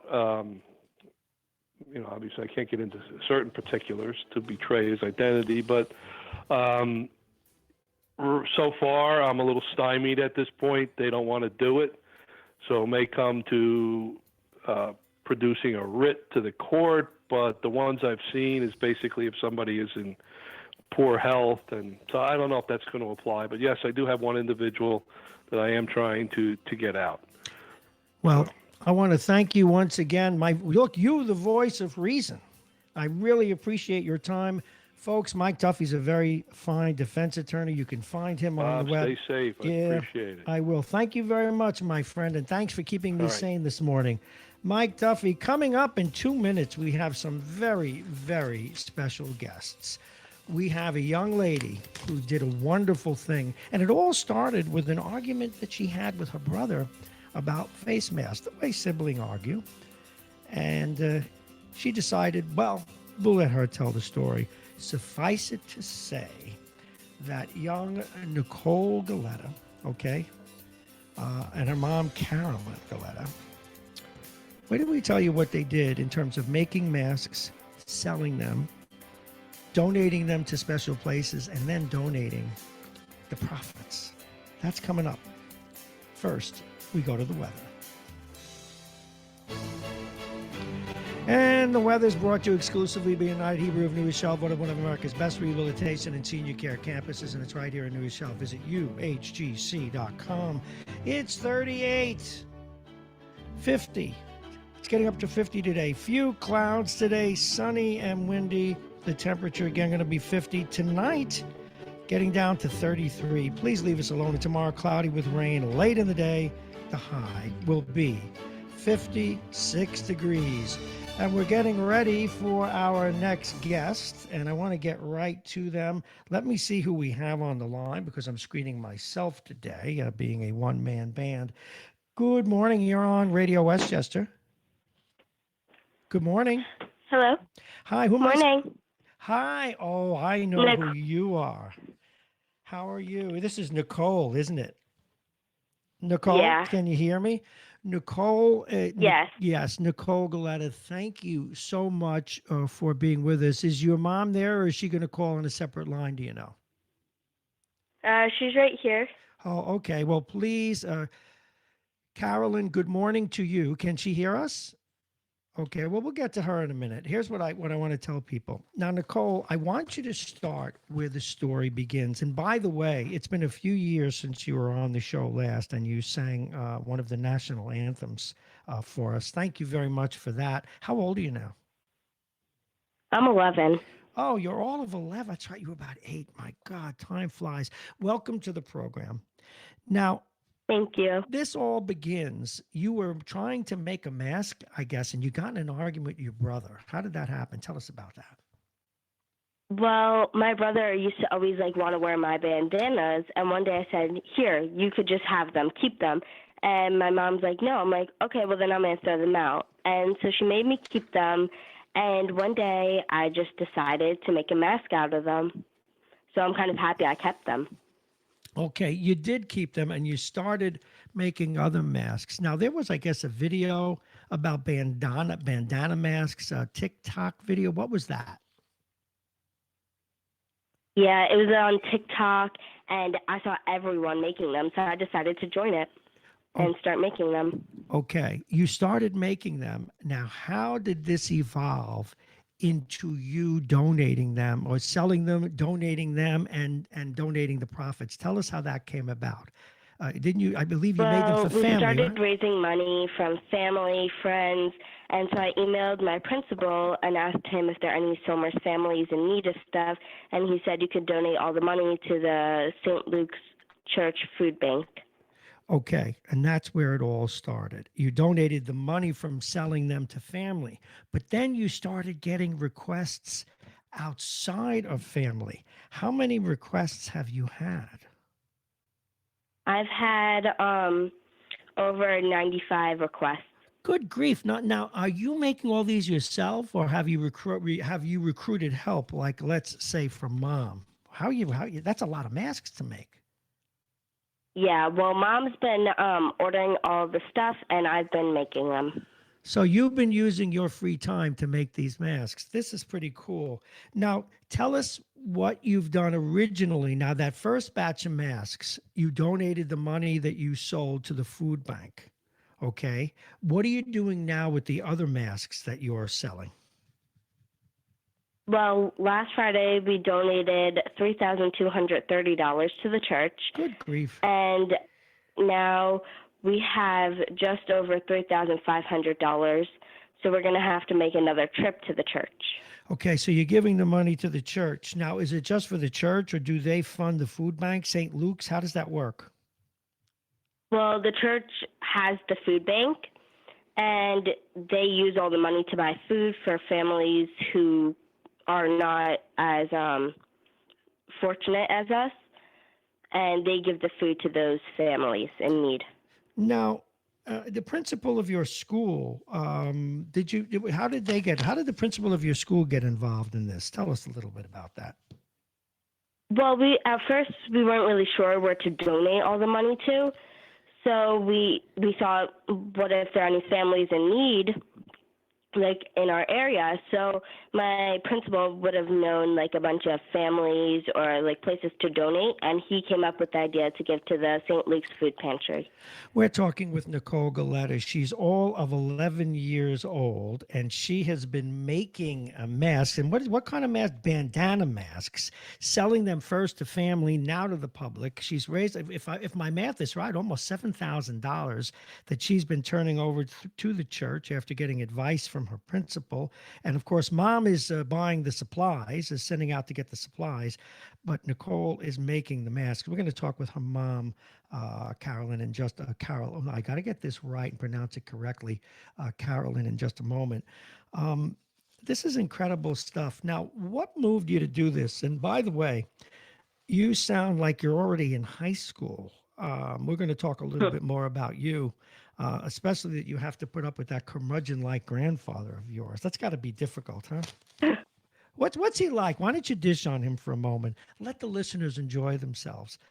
He's actually a big mush, isn't he? Your grandpa, Yeah. Anthony. He is a big mush. He comes, he's a tough guy. I don't know, Trump, this one and that one. But really, I kind of know that he's a mush. He likes poetry. He likes to write. And he certainly loves his grandchildren. So you got anything you want to dish on him? My granddaughter came on the show and she dished about me. Have anything you want to say about him? Anything silly that he did? The mic is yours. Well, when we were younger, he would scare us by putting a wig on his face and glasses, and he would come running out of his room. he put a he's not scary just the way he is. It would seem to me that he doesn't need to do that, Nicole. He does need the wig and maybe the platform shoes. Thank you for that. I appreciate that. Now let's get back to you. All of 11, and you thought of this. How do you feel about yourself doing this? And what drove you to do it? What made you think about doing this?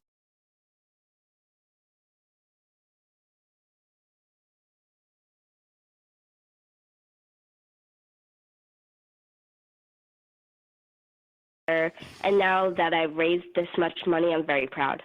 Now, you should be. You realize that being on the radio, you're probably going to get more requests. You're going to have to hire staff for something. I'd like to say hello to your mom, if you could put her on, and then I'm going to ask her to come back to you because we're going to talk a little bit more about what you want to do with your future and how someone so young can be so enterprising. Can you put Carolyn on, please? Hi, it's Carolyn. Hi, Carolyn. How are you? Thank you for being on Radio Westchester. You must be so proud you're so proud of your daughter. You can't stand it. I definitely am proud. It definitely started off as a little thing, and I don't usually pay attention so much when she talks about her TikTok videos, but I'm happy I did pay attention, and I'm really proud of her for seeing it through and doing such a good thing with the funds and really making sure to take care of other people in need during these challenging times. Now, what about your daughter? She seems very willful and very bright. Has she always been like this? Were you surprised when she made this decision to do something like this? No, I wasn't really surprised. She's definitely always had a really good heart and always wanted to help however she can. So I definitely was not surprised. It definitely, I think, turned into a bigger project than any of us thought, but she's doing an amazing job, really staying on top of the orders. It's definitely taught her, a lot of valuable life lessons about lots of different things. So it's really been a great project for all of us. Well, I bet it has. Now, you say all of us. Now, here's a concern I have. It's a nice concern. Doing this on the radio is going to probably increase the interest in what you do. Now, in as much as you are the supply chain, are you prepared for this? I mean, how long is this going to continue? I'm sure the requests keep coming in. Are there enough hours in the day? Yeah, so we welcome any future orders. However we can help, we will. We did try to get a little bit of ahead of it and order bulk of bandanas due to obviously everything going on in the world. A few of our orders are back ordered, but we do have a nice inventory. If the need is there, we'll get more inventory. So however we could continue to support and keep this project going, we will. And if it means that the rest of us have to also sit with her and make some bandanas ourselves, we'll do that as well. You know, this is quite remarkable. Now, do you have a name for them? Are these Nicole's bandanas? What do we call them? What will people know them? We really You have to brand, you know. started calling it Bandana Mask Project and hashtag COVID-19, and it kind of just stuck. So say that again. Bandana Mask Project, hashtag COVID-19. Okay, so so people can, how can they, if they want to order, how can they do that? So the best way to order is to send Nicole an email on her school email, and I'll let her give that to you. That way she can track all the orders and ensure that we're fulfilling them and go from there. Folks, we're talking with Nicole Galetta and her mom. Now, it's Carolyn, right? I said Caroline, and a certain member of your family almost ripped my head off, but it's Carolyn, correct? It is Carolyn, yes. Okay, Carolyn. Now, do you, before and we'll get back to your daughter, and because I want to ask her a little bit more about herself and then tell us how people can order. Now, it's nice to have a little entrepreneur in the family. Two things. Now, do you work as well? Obviously, you're raising children, but do you work as well? And does that inform, as well as her dad, how she goes about her business? Yes, so I do work full-time as well, besides taking on being a homeschool teacher, cook, cleaner, everything else right the second, like any others. And I actually work for a commodities trading company. So it was really interesting to talk about the supply chain and inventory management and things along those lines.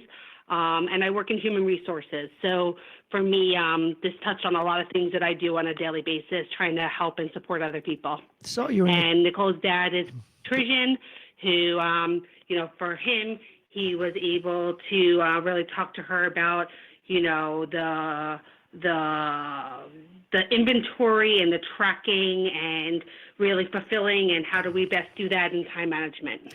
See, that's one of the reasons I ask. Now, you're a professional. Your husband, whom I have met, I did a show over at where he works, and I don't mind plugging them, Lapolis. A lot of wonderful people. That's a great company. And so you have parents that are able to teach your daughter supply and demand, able to teach inventory management, able to teach delivery. And of course, you're there as a commodities person with the supply chain. Who better? By the way, do you work in the trading end or in the, I know you're in HR, but your company, are they traders or are they investors? Or I guess that's a little So bit we are traders, and we trade the agricultural products. So all the agricultural food supply. Now, I can't let you go. I would be thrown off the radio, and this is called Get Even Time. Now, your father-in-law is a real friend of this radio station, and he's always been supportive since the day we put the plaque up. But he dishes on me, and he encourages my grandchildren when they come on the air to dish on me. Any stories you'd like to tell us about Mr. Galetta that you would like the world to know? No one is listening. I think the list is endless, as you probably know, as knowing him very well. But instead of dishing on him, which we do often in our family with all the people we love in our lives, my mom in particular seems to think that we pick on her all the time, but it's only because we love her.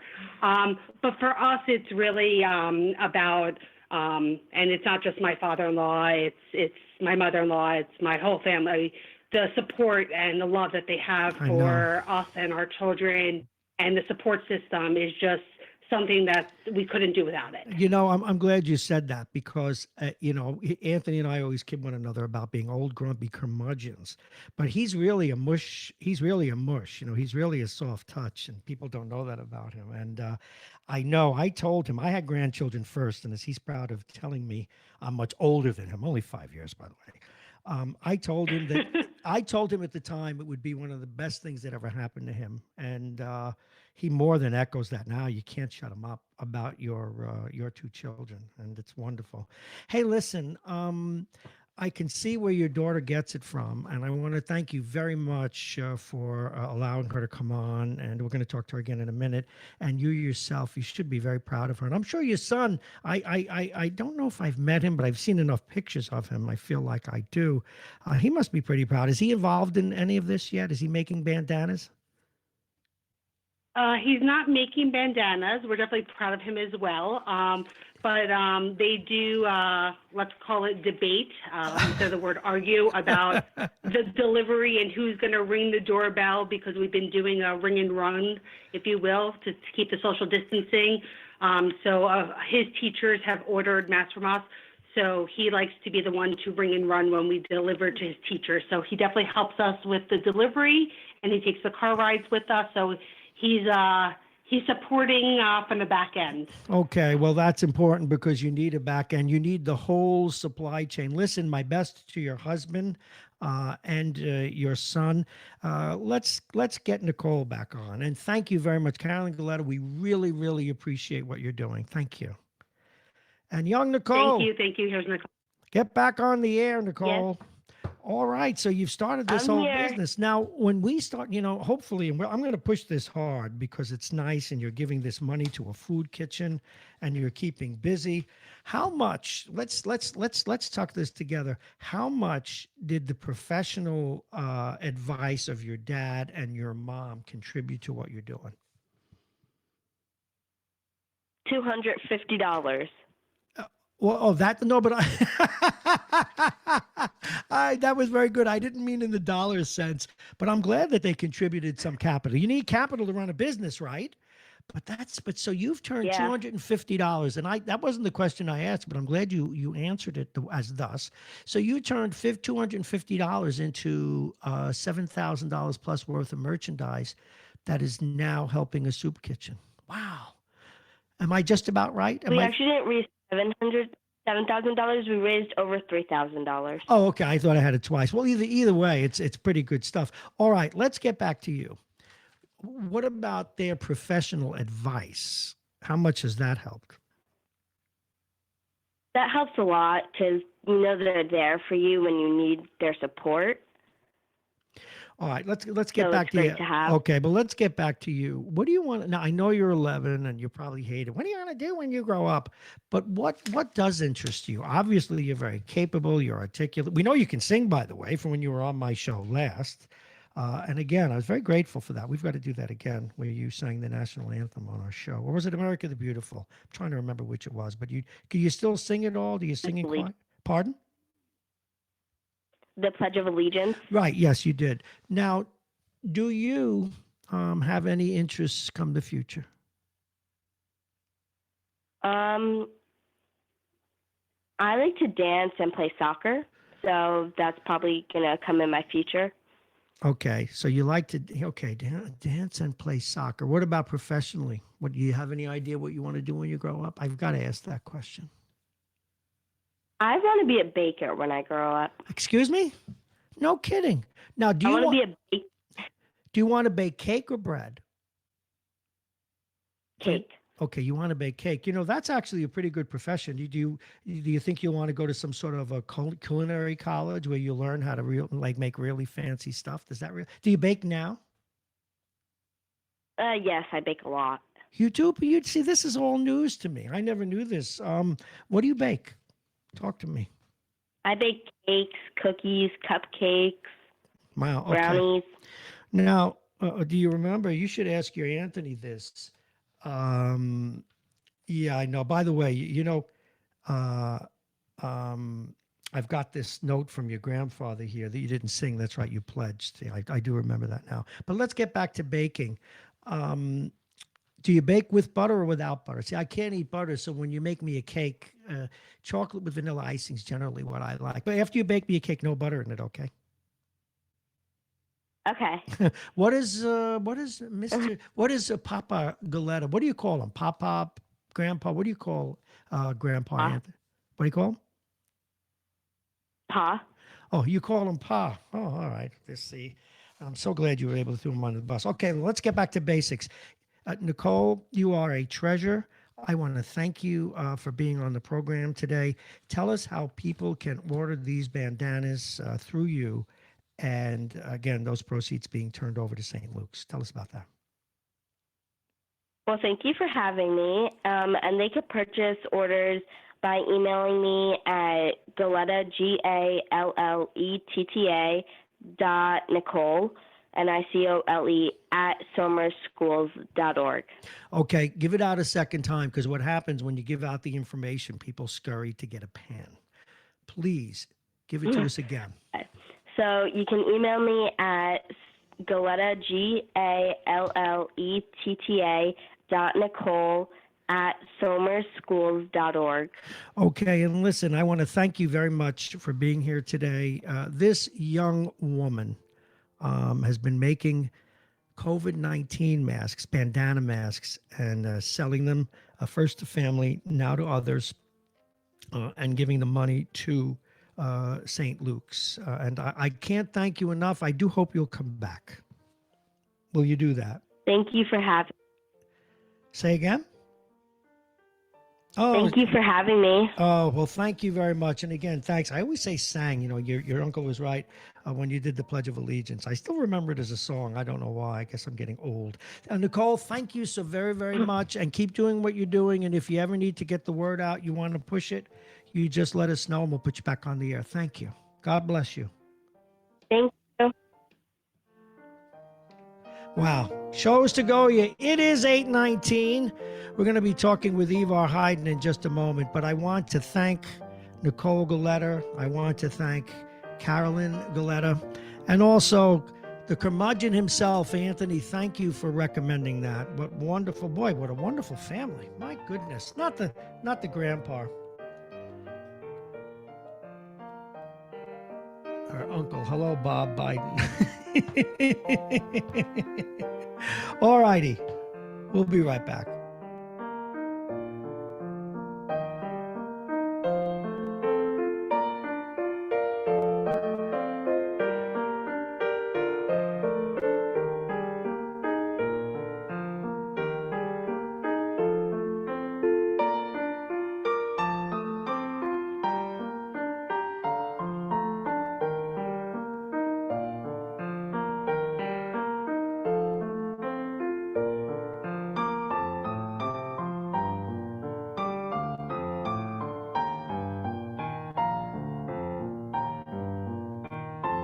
All right, let's look at what's coming up. We're going to talk with Ivar Hayden in just a moment. We wanted to take a little break there and catch our breaths. What an incredible young woman. And we move straight to our next guest. He is your city councilman from District 4 here in New Rochelle. Please welcome Ivar Hayden. Good morning, sir. Hey, good morning, Bob.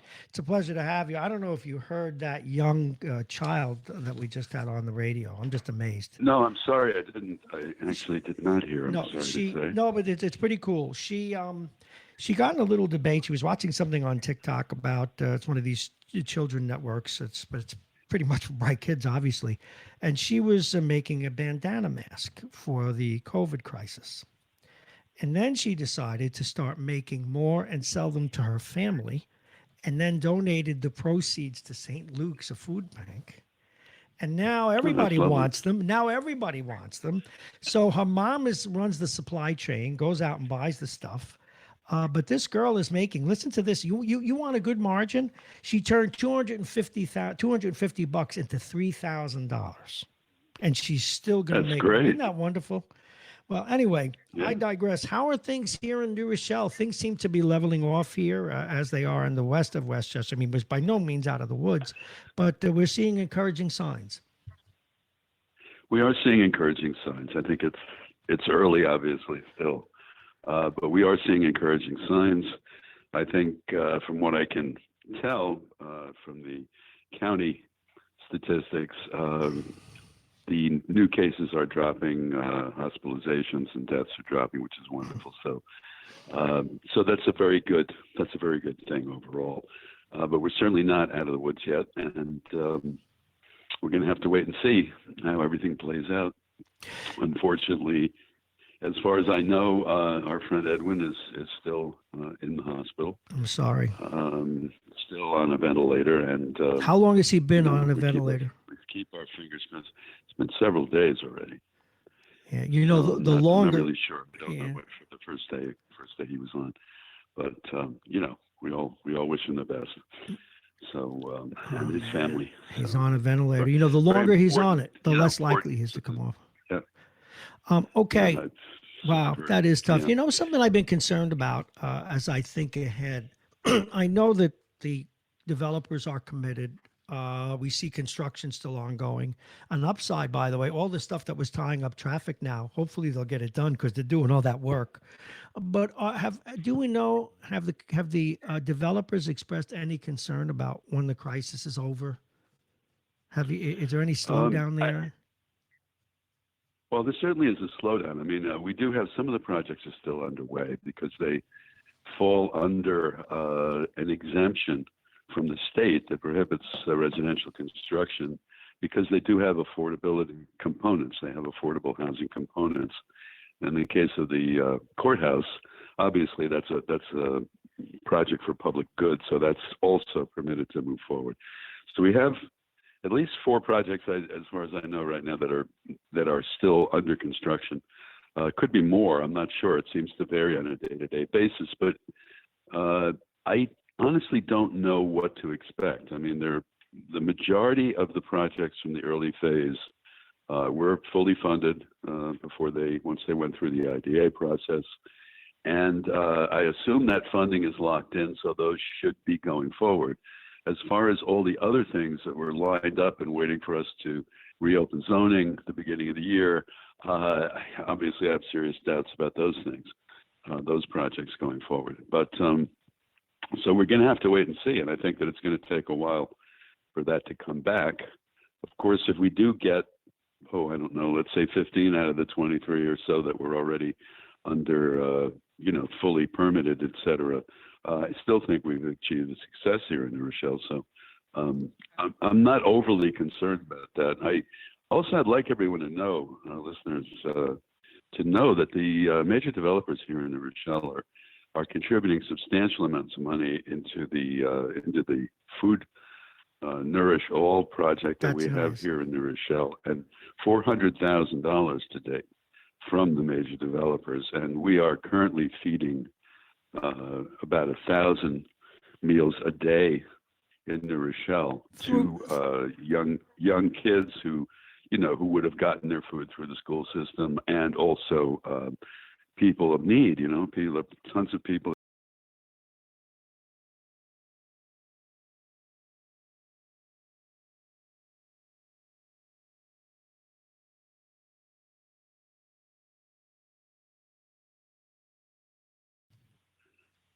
Do you know? It's being distributed through WestCop and through Hope Community Services, Mm-hmm. Hope Community Services and WestCop. But we also now have our own city office, and we have a woman from Feed New York, which is who is helping us as a community engagement officer, who has actually organized all of this stuff. And I mean, we have sites at the Bracy Houses. We have sites on Lincoln Avenue. We have sites at Columbus School and Hope Community Services. It's wonderful. And it's been quite remarkable, actually.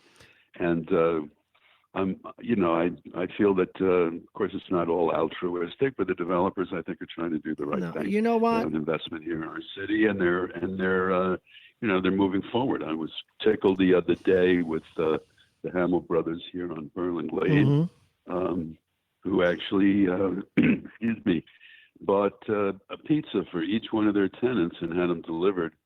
And you didn't give them my address? Not just to help the tenants. Jeez. Yeah, but also to help the small business, the pizzeria.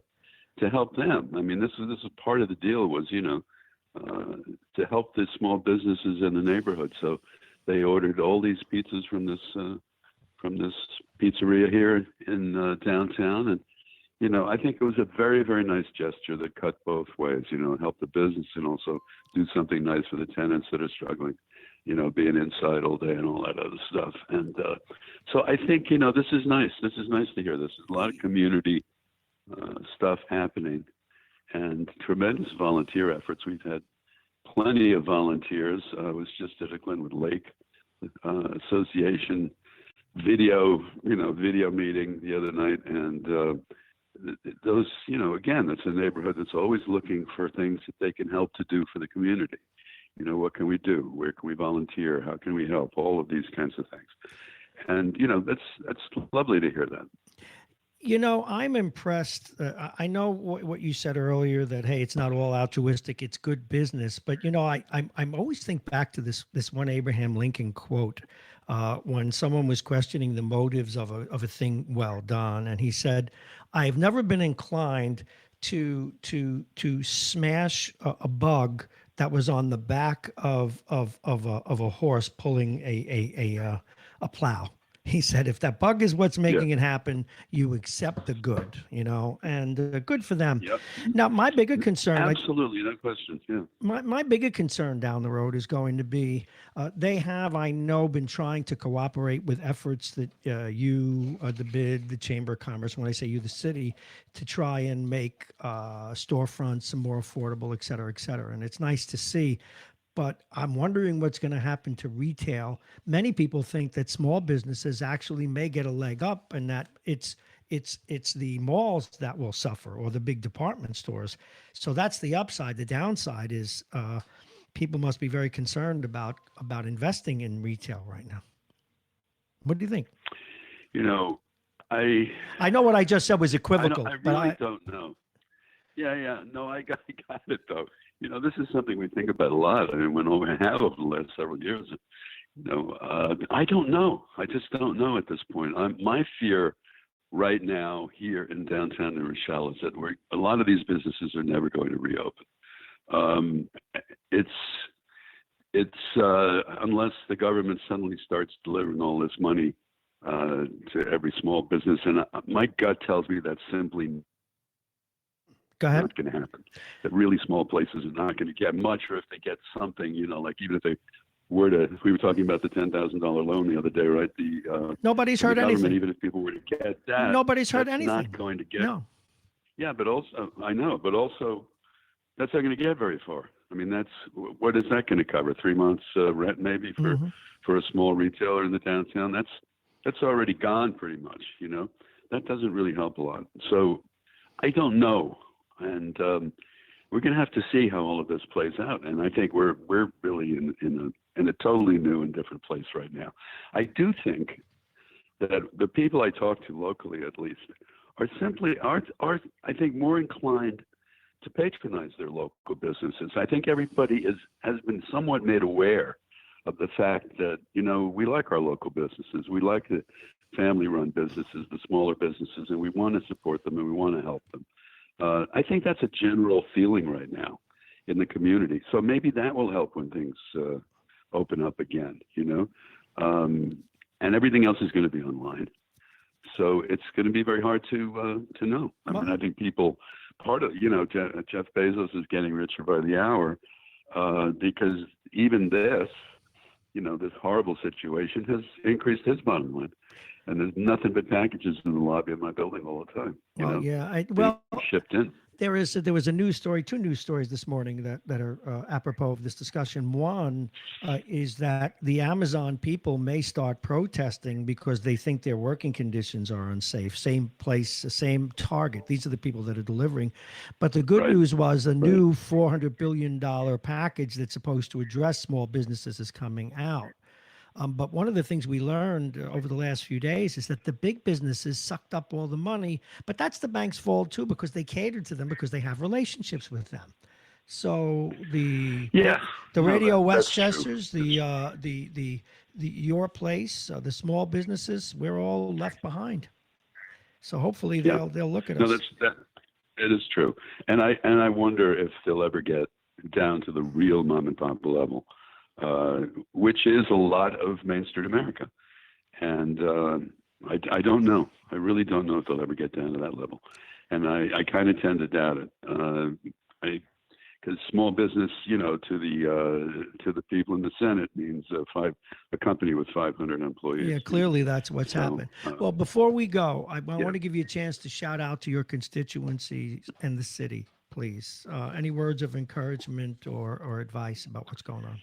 Yeah, I actually had, as I said, a telemeeting with Glenwood Lake the other night and earlier in the week, ended last week with same thing with Residence Park. They're two of the main neighborhoods that I represent. And I have to tell you that although things are difficult and people are struggling and people are getting very antsy and also a lot of people are concerned about financial situations, there is a overall positive spirit, which I'm very happy to see. People are looking out for each other, looking out for their neighbors, trying to do the best they can under the circumstances, taking the social distancing seriously. So I'm encouraged by that, and I think by the positive attitude that most people seem to have, that we're going to work through this. We are going to get out of this. There's been this big New Row Strong campaign, and I think it's great. And I do think that this city will be stronger and better once we turn the corner. Well, thank you very much. And I think that there will be a lot more awareness of what's good. You know what I'm saying, in the city. So, well, thank you very, very much. And by the way, the guy that was delivering pizzas, would you please, tell him my last name's spelled with 2 R's. Thank you very, very much, Hezi Harris. All righty, we're getting ready for our next guest. He is, of course, Hezi Harris. Did I say Hezi Harris? Eva Hayden. I'm losing my mind. Sometimes I look a little ahead. Hezi Harris has a breaking story coming out of Yonkers. We're going to get to him in literally 1 minute. He's the managing editor and publisher of the Yonkers Tribune. And there's some shocking stuff. He always does the heavy lifting there. First, let's take a look at the weather. And the weather is brought to you exclusively by United Hebrew of New Rochelle, voted one of America's best rehabilitation and senior care campuses, and it's right here in New Rochelle. Visit uhgc.org. 38 degrees, on its way to 50 today. It is going to be a sunny day, but windy. Temperatures are getting up to 50 tonight. I just don't get it. Getting down to freezing again. Keep the bedspreads. Keep the comfort. Is going to be 34, maybe even below freezing tonight. Thursday, cloudy with rain. Late in the day, the high will be 50, 60 overnight, low 44. Friday, cloudy with periods of rain. The high will be 57. Saturday, mostly sunny skies. The high 60 degrees. Going to be a nice day. The overnight low 45. And I can't wait to talk to my next guest every week. A breaking story. Please welcome, without further ado, the managing editor, the publisher, and one of the people of the Yonkers Tribune, one of the people that inspired this radio station. Please welcome Hezi Harris. Good morning, Hezi. How are you, sir? Hey, good morning. How are you feeling? Actually, pretty good. I was reading your story last night. I don't know how you come up with this stuff way ahead of the mainstream press, but you do. And tell us about this fatal flaw that you uncovered and everything else that's going on. Well, the fatal flaw is actually what transpired. There are 3 people that are running for Yonkers City Court judgeship. 2 are already judges, and they're running for re-election. And one is a lawyer, and she's running as well. There are 3 positions that are available on the Yonkers City Court. And so those 3 are running, and then you have another candidate that is not part of the same group. But it turns out that I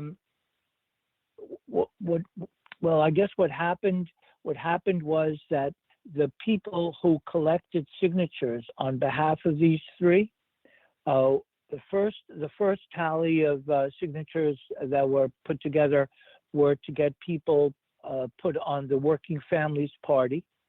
And because if you remember, the governor reduced the number of signatures required because of the coronavirus, and that he thought it would be more difficult to collect signatures.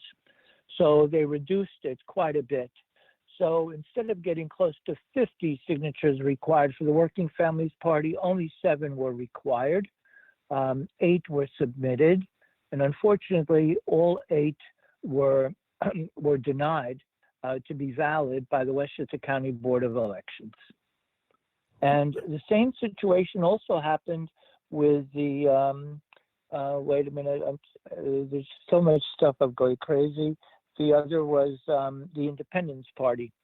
So the Independence Party line, they submitted about 118 signatures. They were all invalidated as well. And when I started to look into it, I said, like, how could so many of these signatures be invalidated? Well, it turns out I was told by the people who were managing those initial 3 that there was a problem with the filing of the paper. And they said that each sheet of paper where signatures were listed had to denote at the bottom of it how many signatures were on that list, which was really all wrong. Every sheet of paper that's written has to be defined as either page 1 or page 2 or page 3 or page 4. You could have 3 names on one sheet. You could have 8 names on another sheet, 5 on another, and so on and so forth. But they were missing that part.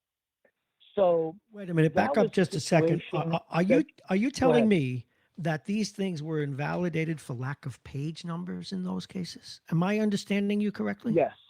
Wow. Yeah, you're right. Except that it wasn't for lack of pages being listed, but because the people who were managing these 3 got it wrong. What's required is that every page presented had to be numbered as 1, 2, 3, or 4, or 5, and so on. However, that issue, even though it was valid years ago, was changed by the appellate court decision back in 1997, sorry. And so when that happened, the appellate court defined that if there is an issue and somebody forgets to denote what page that was, you get 3 days to cure it. So a fatal flaw sounds like it's dead, it's over, it's done. But no, the appellate court says it can be cured. So if the appellate court says it could be cured, evidently they didn't cure it in 3 days. but is that because they didn't understand the law? Why didn't they cure it? Well, that's what I'm asking. If Either you know, no. I mean, I don't know for sure. Either they were ignorant of the law, which I even posted in my article. I saw that. Or they may have been another reason, which I don't understand, because I normally, first of all, I've never collected signatures for anybody because I'm in the media, so I can't be doing things like that, even if I wanted to. And the other thing is that I didn't have any expert to tell me what I was looking at when I posted all those sheets that were where they had collected signatures. A lot of them looked to me like they were the same signature. From one page to the next. Well, that's if you look at them, you'll see they are very, very similar. That doesn't, and one has to recognize, rather than to cast aspersions, the people who are running for elected office here or judgeship, they had nothing to do with collecting the signatures. So the question is, who did they hire to collect these signatures, and why is there something wrong with the signatures? And then some people already commented on the site and said that certain issues were left blank, so they say it's no good because of that. And but the Westchester County Board of Elections, they just simply said, we're not going to approve it. And they dismissed all the submissions. There it is. That was the end of the end of the case. So, but that's the end of the case. What happens to the candidacy of these people? Do they have to start over? Do new people have to run? I mean, what do we do? No, No, the bottom line is they don't have. They're not going to be on the Working Families Party line, so they lost that, and they're not going to be on the Independence Party line. They lost that. However, they are on one of the most important lines, which is the Democratic Party line. So they are valid there. I'm So being speculative I don't here. even see what the big uproar is with the other smaller parties anyway. Is it possible that the story here also, when you said why, and again, I can speculate as a talk show host, not as the news part of Bobby, but I'm going to speculate. Right. Is it possible that the Democratic Okay. Party is trying to move away from these other smaller parties, the independents, the working families? Is that a possibility that the big parties don't want that anymore? Because after all, they run the Board of Elections. Hello. Do run the Board of Elections, but it's not. I don't think it's a conspiratorial theory. Okay. The problem with the petitions was that they were faulty. There was something wrong with them. I understand one level of the rationale for faulting them because they never challenged it. They never met the requirements that are set by the Westchester County Board of Elections. So if you've got the law that says one thing, you can't mess with it because you can prove it in a court of law that, hey, the Westchester County Board of Elections is wrong because this is the law. So I don't think you can play that game. You might be able to play other games before it reaches there. And even if the Democratic Party wants to get rid of these smaller little parties there, they can't do that because as long as they get enough votes under their party affiliation, and they meet the minimum required by the state, then they're in. That doesn't mean you should be permitting that. That doesn't mean, for example, if you're a Working Families Party, you may say, you know what, I don't want to have anything to do with the Democratic Party. I don't want to have anything to do with the Republican Party. I'm just going to run on my own, which also designates most likely that whatever candidate is on that one line will lose. Right? Wow. So the Democratic Party has no control over the other parties unless they change the law and forbid these smaller parties from existing, which they probably won't do, because it serves the entrenched people, either Democrat or Republican, to hold on to that, and then they go elsewhere for additional votes. Like usually the Democrats go for working families. It's a couple of extra votes, but so it is. The Republicans tend to go with the Conservative Party because they get a lot of people who used to be Republican and now more regard themselves as conservative. And so those two are usually aligned, but not always. And there will be others. There's Green parties. There's Women's Party. Let me ask you about the Independence Party, but I want to remind people it is 8:45. You're listening to Mornings with Bob Marrone on Radio Westchester. My guest is Hezi Aris, the managing editor, the publisher of the Yonkers Tribune, and another story that he has broken yet again. I guess that's redundant. The Independence Party, they never seem to have any rhyme or reason for who they back. They've backed liberals, conservatives, tweeners. What's the scoop with them? I don't know. The guy that used to be the head of the Independence Party, the doctor, right? Dr. Giulio Cavallo. Mm-hmm.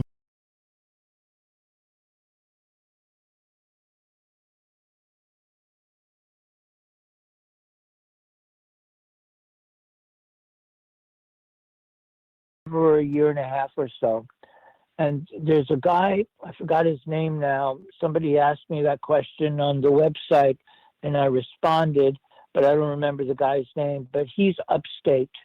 So the entire Independence Party system is run from an operation out in upstate New York, which doesn't invalidate them. It makes them valid. However, people are not familiar with that name. I wasn't familiar with that name. In fact, I had to scrounge around to look for it. So, forgive me for I'm so bad in English names anyway. I fall all over them all the time because, I speak other languages and those I remember somehow. English, forget it. So I have to look them up again, but I do have it. That's right. somewhere. You do speak Don't other know where. languages. Let me take that little Sure. that little outlier. What other languages do you speak, Hezzy Okay. Harris? Well, I can't really tell you all of them for one reason, because people don't know how many languages I speak, or even if they do, it doesn't matter. They're just numbers. Oh, okay. But sometimes I can actually be somewhere. They don't realize I understand every word they say. Oh, you got your big ear So to the ground. that's All oh, right. absolutely. That's Are you pretty kidding? cool. How else do you think I could function? That's very, very valuable. See, I only have two languages, English and Brooklynese. Like, how you doing, Hezzy? What's going on? Yeah, but Brooklynese is one of the best, and I never learned it. And it is so informative. Well- You know as well as I do how informative it is. Well, I've only recognized that from the outside. I'll give but you my from the favorite. inside is even better. On this format, I can use the cuss word, but I won't. But you know, when you're doing a story and you tell somebody, that's pretty hard to believe. When someone's telling you, giving you something on background or whatever. Well, here's what we say in Brooklyn: "Get the bleep out of here! What are you effing kidding me?" So you got to learn that one. Get the bleep out of here. All righty, let's move on to some other stuff. You had told us, maybe it was 2 weeks ago now or so, that someone in City Hall had the virus and no one was talking about it. Well, today we saw the numbers coming out, 40 people, 100 people, the police department, City Hall. The police, we understand, but did this happen because they didn't treat it seriously in the beginning? What's your take? Well, first of all, I mentioned it when there were about 40 members of the police department that were infected. And at that time, I also learned that there was only one fireman as well. Okay. And when that and what was interesting as well is that there was one individual who worked in the communication department in Yonkers City Hall that was asymptomatic for a while, and when they found out that he was symptomatic, it was like about 7 or 8 days later, which ended up causing everybody to clear out of City Hall because they didn't know how much or what was infected or what wasn't infected. So a lot of people ended up working, through their computer. So they were telecommuting to work, that sort of thing, and that became a problem. But one of the big problems was that in the city of Yonkers, our mayor never gave us numbers, so we never understood what the numbers were. And those numbers would have informed people that this is to be taken seriously. And even though we weren't the hot spot initially, we have now eclipsed New Rochelle, that at one time was the center in Westchester County. I think by now we're above them by 2,000 to 3,000 people. That's correct. Now, interestingly enough, when we hear, even though everybody glorifies the Westchester County Executive George Latimer, for some reason or another, while every other community was listed when he gave the information to the public that was listening to his broadcast, he left Yonkers out. There were days and days he never had Yonkers listed. When the mayor spoke only about a week ago, he said that about 3,000 people were infected with the coronavirus in Yonkers. Why would he, in his right mind, say 3,000 when it was 3,471 when he quoted 3,000? Is he embarrassed by something? I think you may have heard the Governor Cuomo said, "It is what it is. We just tell it the way it is. We don't cover it up. We're not embarrassed by it. It just is. We didn't cause it. It happens to be a virus, and it attacks everybody. Some survive, some don't. So why be embarrassed about it?" Then, a couple of days ago, the Yonkers Police Commissioner, John Mueller, did a Facebook a live page, and in that program, he's been asked questions, and he says, "Well, we get the numbers every day from the Westchester County executive, and we study it every day." Well, if you're studying them every day, why don't you list it every day? Every other community lists it every day. And if you remember, there was a man that passed away because the police department never checked the Center for Disease Control designations of who can and who cannot be put on the street. One guy was by the name of Detective Sullivan. They called him Sully. Unbelievably wonderful guy. For 20 years, he was working in the intelligence unit, and all of a sudden, they didn't like him anymore because there was a police commissioner that didn't like him, and he at one time used to be the driver for the mayor. So this guy was very, very intimate with the mayor. He knew where he went, so on. They were school chums, and all of a sudden, he gets pushed to the street. The PBA president didn't intervene on his behalf. He was told, Sully was told by the PBA president, Keith Olson, that he's not the boss, the PC is the boss. Same thing with the mayor. He said the same thing, I can't do anything. Really? You can't do anything. Isn't that special? Well, they sent him to the street. He got infected, and within a week he was dead. Dead, mind you. And they should have checked their Center for Disease Control designations or instructions, and I posted it all up on the website. It's all there for them to see. And then they had the audacity to stand in reverence to him, and those idiots refused to even abide by the standards set by the governor, which is the distancing regulation. So I have posted as well a photo of a whole line of people, from the police commissioner, standing next to him is the mayor, next to him is Shelley Mayer, the senator, shoulder to shoulder. Yeah, they had a face mask, but it's been said that doesn't protect you. Incredible stuff. That's the bottom line. We're talking with Hezi Aris. Incredible stuff. We're talking with Hezi Aris. He's the managing editor and the publisher of the Yonkers Tribune. He has for some time. He also has a radio show, which before we go, we'll ask him about, called On the Level. Okay. He's had that radio show in different stations for quite some time now. What other stories are you working on? What's on your radar? You remember, well, I haven't had a chance to write it because there's so much else that's going on. So I'm consumed in writing. And also there are press releases that are very, very important as well. So I try desperately to post them. Anyway, the bottom line is, and sometimes I'm a day late, but it doesn't matter. It's the essence of the message. Sure. Remember there was an incident about 11 months ago where there was a police officer who had parked his car in the 3rd Precinct parking lot.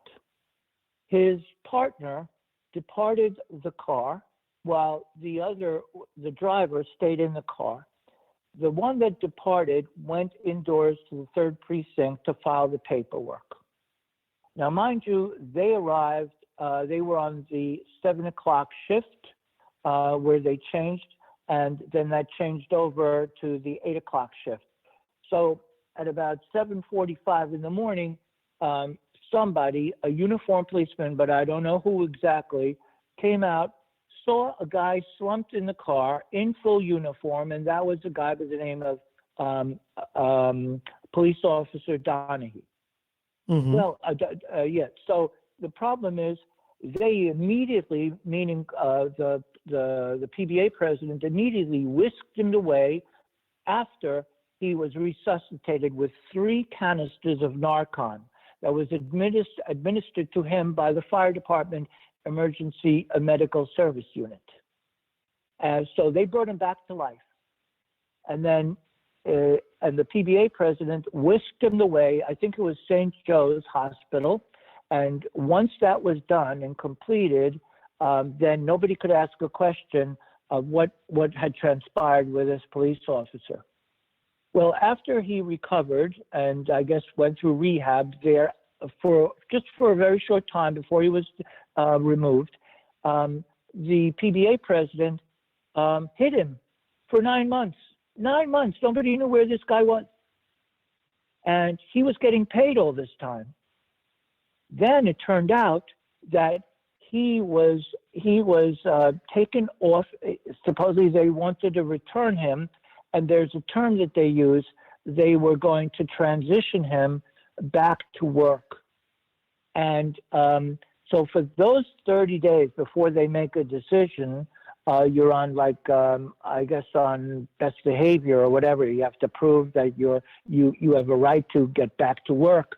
Well, evidently, they waited 30 days and they hired him back, whereas other people are questioned about it, and most of the times they're not hired back. This one was hired back, and he's now back on, he's employed again. I think it's either the 3rd or the 4th of April. Well, I hear they're so freaked out that Hezi over at the Yonkers Tribune is going to get this done and figure it out. Wow. And I got the paperwork to prove it. I got the paperwork to prove that he was reinstituted. They're so scared that I will find out, and I have found out, they're thinking now of firing him. So isn't that interesting? Well, you know, First, why did they reinstate him? Why did they reinstate him in the first place? Good question. You know why? That's really interesting, because they're covering their rear end. He's one of the favorite. He's one of the friends and family network sort of guys. And what was interesting about it is when he came to the police department, he and his partner were on a narcotics run, and they stopped somebody with narcotics, and evidently not all the items that they picked up was actually presented back to the police to the precinct. So in other words, some of it was left behind, some of it was declared, and he evidently overdosed on some of the stuff that they took. Oh my goodness! Isn't that interesting? Well, you're interesting. Before you go, you need to tell us who's on your radio show, when it starts, blah blah blah. Oh, you're going to love this. This is a good day. Hold on a split second, because I got to look it up again. Well, the first person I know that we have today is going to be Dr. Oren M. Levin Waldman. Mm-hmm. He's a socioeconomic researcher, and he wrote an essay which basically says managing a crisis, and especially now, requires real leadership, and he goes into that. Then that's from 10 to 11. And then, you know, there's a candidate running for the 16th Congressional District. His name is Chris Fink. Yes. He, I think, is based in Pelham or Pelham Manor. I'm Pelham not quite Manor, sure I which one. believe, I think yeah. it's Pelham. Yeah. Oh, is it Manor? I Okay. thought, well, so either he's one, going to be of on the with Pelhams. us Yeah. at 11 to 11:30. And then we're going to speak to a gentleman by the name of Stephen B. Jacobs. He's the president and founder of the Stephen B. Jacobs Group. It's an architectural and interior design firm. We're going to talk to him about how, in development, a design and architectural firm needs to adapt to the COVID virus, because everything is changing as they're being informed by the COVID virus. And he's been around for many years, tremendous firm, and he's going to tell us how the lockdown has affected his business and how it's going to affect the future business. Because as you well know, economic development is at a standstill everywhere. There's just no money. Absolutely. Even the developers have no money. It's all dried up. Sounds like a great show. Tell me, how do people get it? Oh, it's real simple. You go to YonkersTribune.com, and on the upper right-hand side of the front page, you'll see the people that are listed every day. There's a different group of people. Sometimes we have only 2, sometimes we have 3, sometimes we have 4. This week has been unbelievable. We have 4 people every day. Well, listen. So spend about a half an hour. Thank you very much, and please keep doing what you're doing. Your city needs you. Westchester needs you. Thank you very much, Hezi Harris. Have a great day. All the best to you. Thank you, my very friend. much. We will be back with Harlan Ullman in just a couple of minutes. You're listening to Radio Westchester.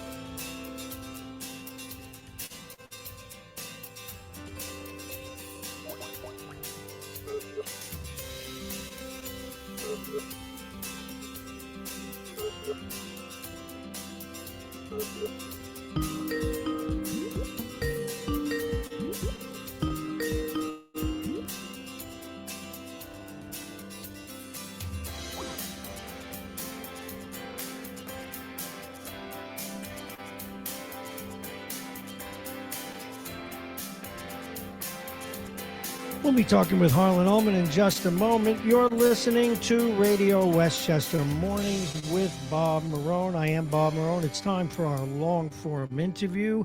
This interview is brought to you by United Hebrew of New Rochelle, the top-rated campus of senior care. Visit uhgc.com.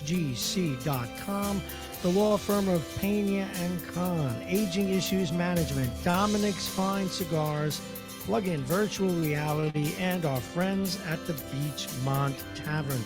Remember to call them at 636-9533, 636-9533. They'll open till 1:30 in the morning.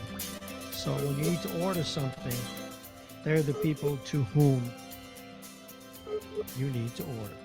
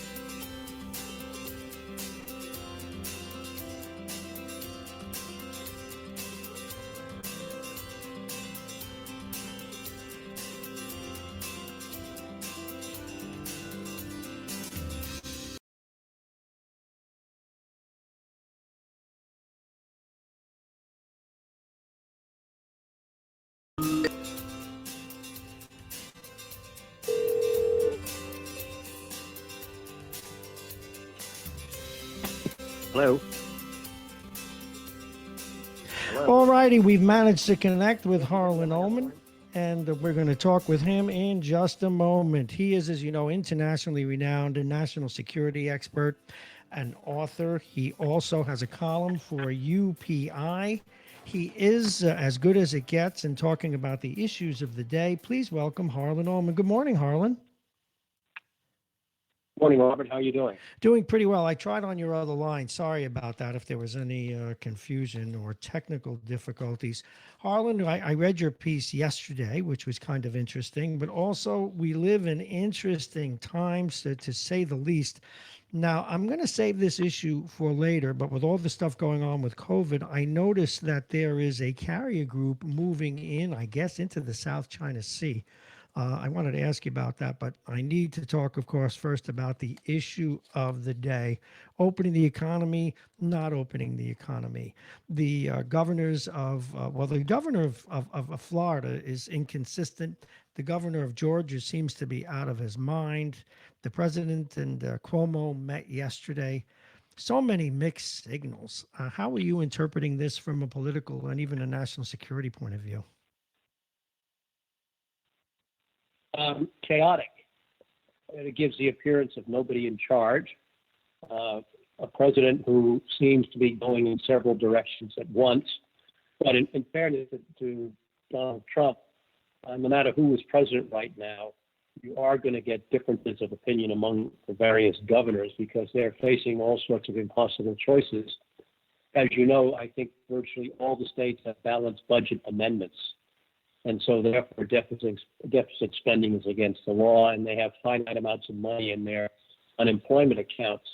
And so they're being racked from all sorts of directions in terms of what can be done to generate revenues as well as to pay people.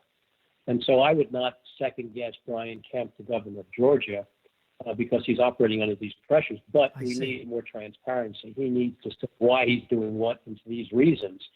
And unless there's any kind of transparency, then obviously the worst, not obviously, but the worst interpretations are likely to be made, irrespective of the intentions. This just confuses the matter. It creates greater uncertainty. And whether the governor is right or wrong in these issues, it seems to me that the most negative interpretation will follow, whether that's justified or not. You know, I know it's early to do this, but maybe I'm wrong. Perhaps it's never too early. There are people who will look at this when it is finally over, and it's probably not going to be over like a light switch as a once 100 years or so issue.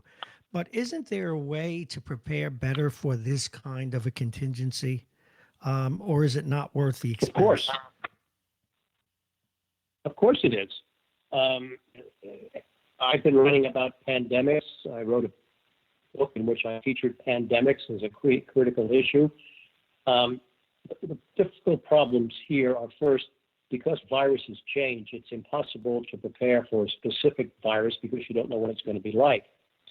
Having said that, as you recall, during the Cold War, we had fallout shelters and we had practice air raid drills and we had civil defense workers that had been employed, some who did it voluntarily. We need to do that in terms of the medical profession and probably develop a medical reserve. So there are lots of things that we can do. And until you get a crisis, nothing happens. After 9/11, we made the huge mistake of forming the Department of Homeland Security, which took 16 or 17 agencies and tried to fold them into one. It hasn't worked. So I hope we don't repeat that mistake. But having said that, obviously there are basic things that need to be done in terms of stockpiling, in terms of other preparations. Simply as we have a strategic petroleum reserve, we're probably going to need a strategic medical reserve. But will we learn? I also agree, and you may find this difficult, with Donald Trump, because we need an infrastructure program. And we've needed one for 20 years. And why Congress has not been able to pass one is beyond my comprehension. I hope this will learn from that. But rarely do we learn from crises.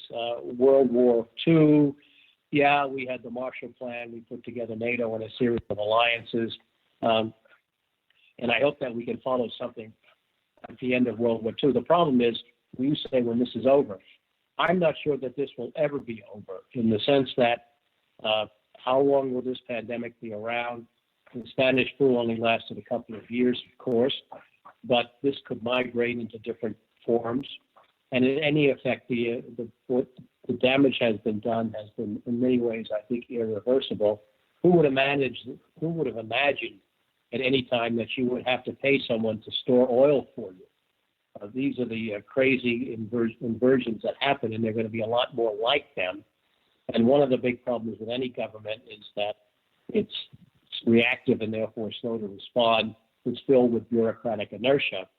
And so maybe, this is another wishful thought, we can streamline some of the agencies of government to be able to become far more responsive. I would also do this across the federal, state, and local areas so that we have better coordination. I think that we need to revise completely our whole cabinet system because, quite frankly, some of those departments don't make any sense and they're redundant. We've never been able to do that before, and when we have made any kind of reform, it's always been additive. So we had problems with education. We made a Department of Education or a Department of Energy or a Department of Homeland Security. None of that, in my mind, really makes a great deal of sense, but we're sort of stuck with it. This would be a great opportunity, Bob, for a complete revision, a radical look at how the United States operates, including the Constitution, because nowhere in the Constitution does it say anything if you can't join or meet because of the pandemic. And so whether we need constitutional amendments or changes, I don't know, but certainly we need a top-to-bottom investigation of America so that we can cope in the 21st century. Now, I argue in a new book I'm writing, Westphalia 2, the emergence of the new MAD, that is massive acts of disruption. But during the Cold War, we seemed to be guided by mutual assured destruction, that is the threat of thermonuclear war that would destroy everything.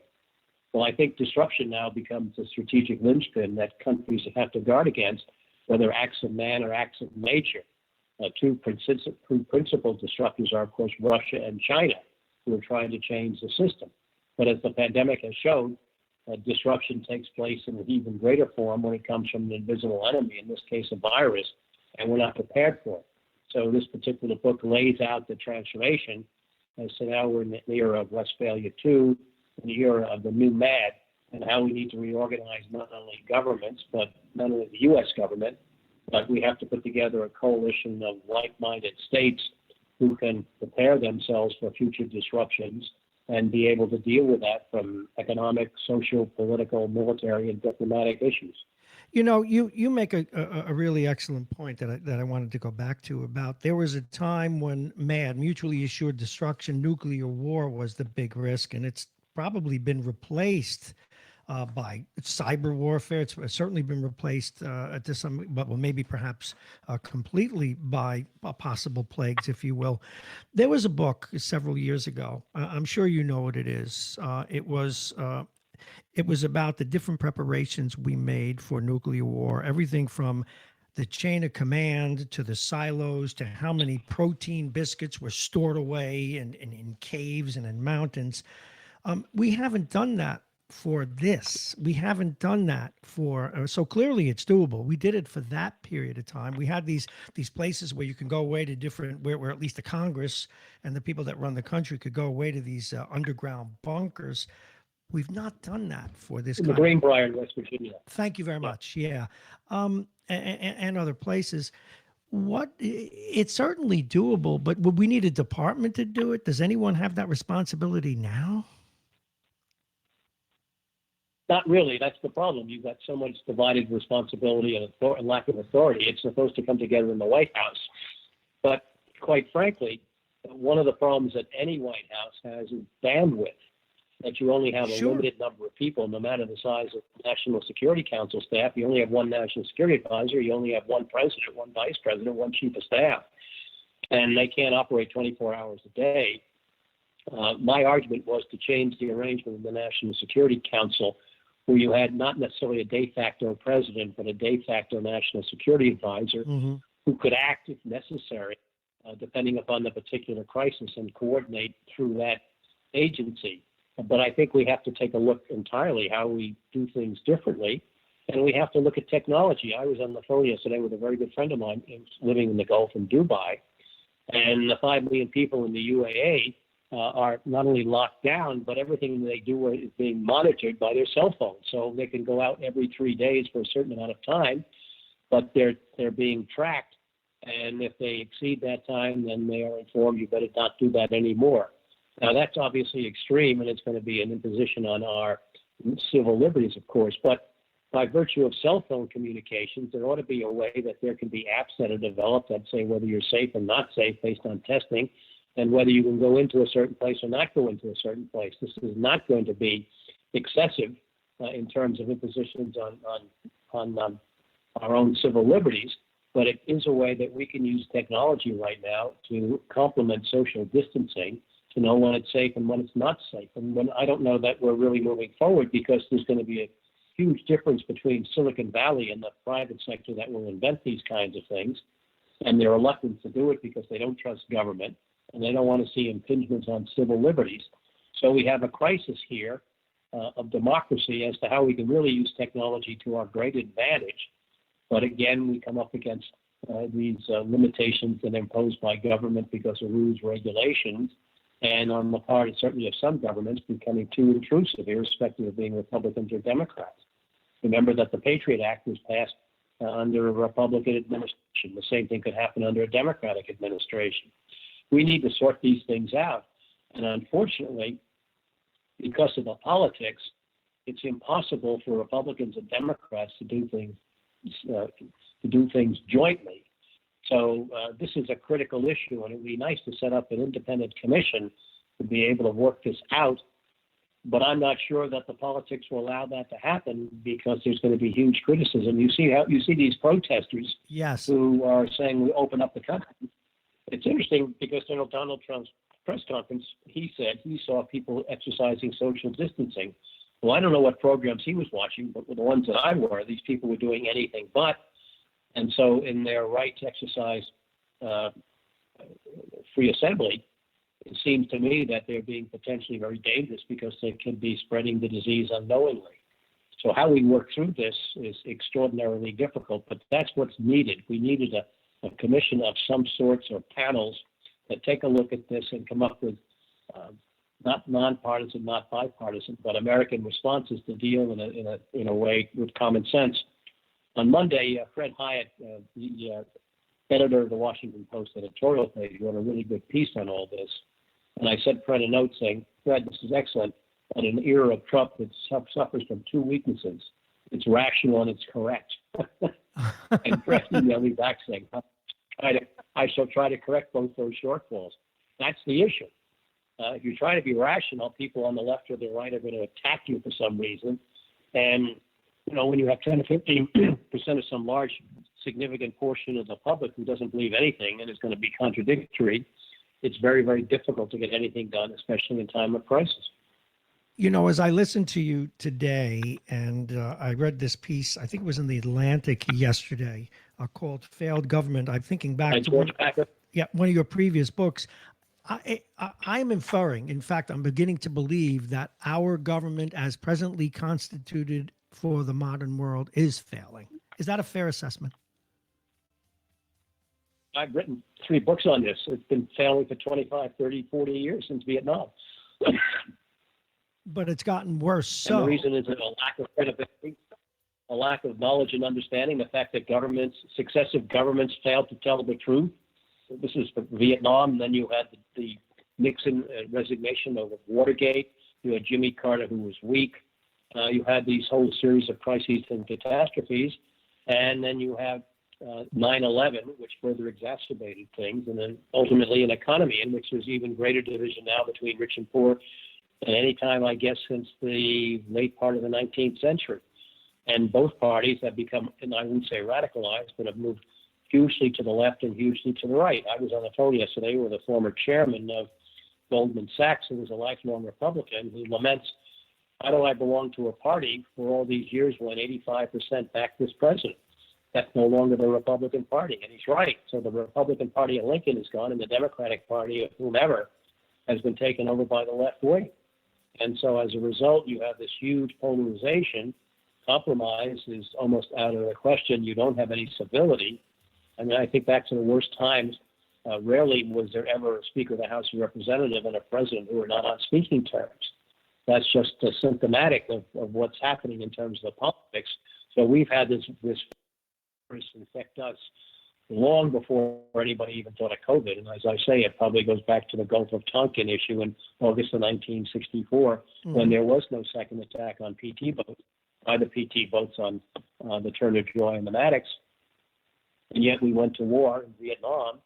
That began the undoing. And the second undoing was after September 11th and the ill-forgotten decision to go into Iraq, which destroyed the Middle East.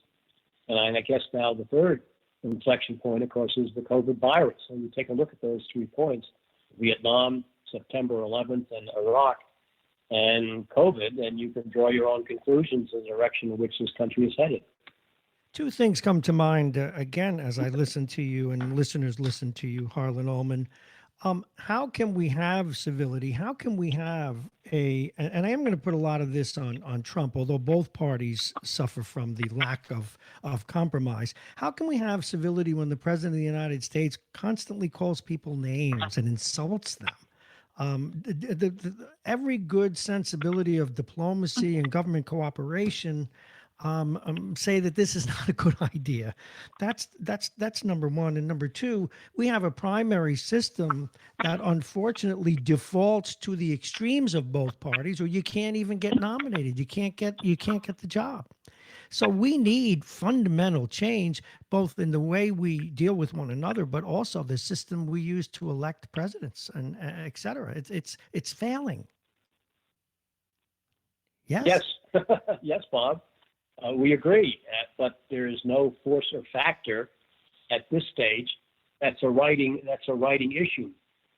Depression. We had two depressions. Economic recession 1937 was even worse than 29 in many ways, and it took a war to get us out of that. Now you have COVID, and will COVID provide the reaction that's necessary to take these issues on front and center? Donald Trump isn't going to do that. I don't think Joe Biden is going to do that, and I don't see many politicians standing up to say, look, here's what needs to be done. Because, obviously you need money, but your point about the primary system and the control of parties and politics makes it very, very difficult to become engaged in all this. And you have a constitutional system of checks and balances that only works when there's civility and compromise, and that's not present. So I'm not optimistic about how this ends, because I don't think it does. I think that the COVID is going to put further strain on a system of checks and balances that may have worked brilliantly in the 19th, 20th centuries. But in the 21st century, I think we're going to be hard-pressed to continue along the same lines. We'll see. I hope I'm wrong. Something may emerge.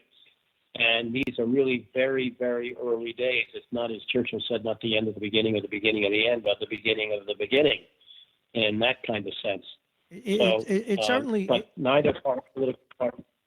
It certainly is the beginning of something. It almost seems that we have a catch-22 of sorts. Our very system can't be changed unless the people that run it are willing to vote for it. For example, I've come to the belief, after doing news for almost 20 years now, that we need a new constitution. The Constitution needs to be revised, whether it's clarifying the Second Amendment, whether it's changing the Electoral College, but they'll never vote to do that. I can't, do we need persons who are enlightened to come along and somehow win people to that notion? And again, how do they do that when we have so much disinformation from the extremes?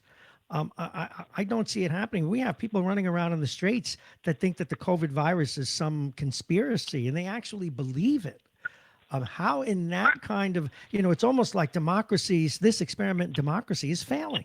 Sorry to go on about that, but that's how I feel.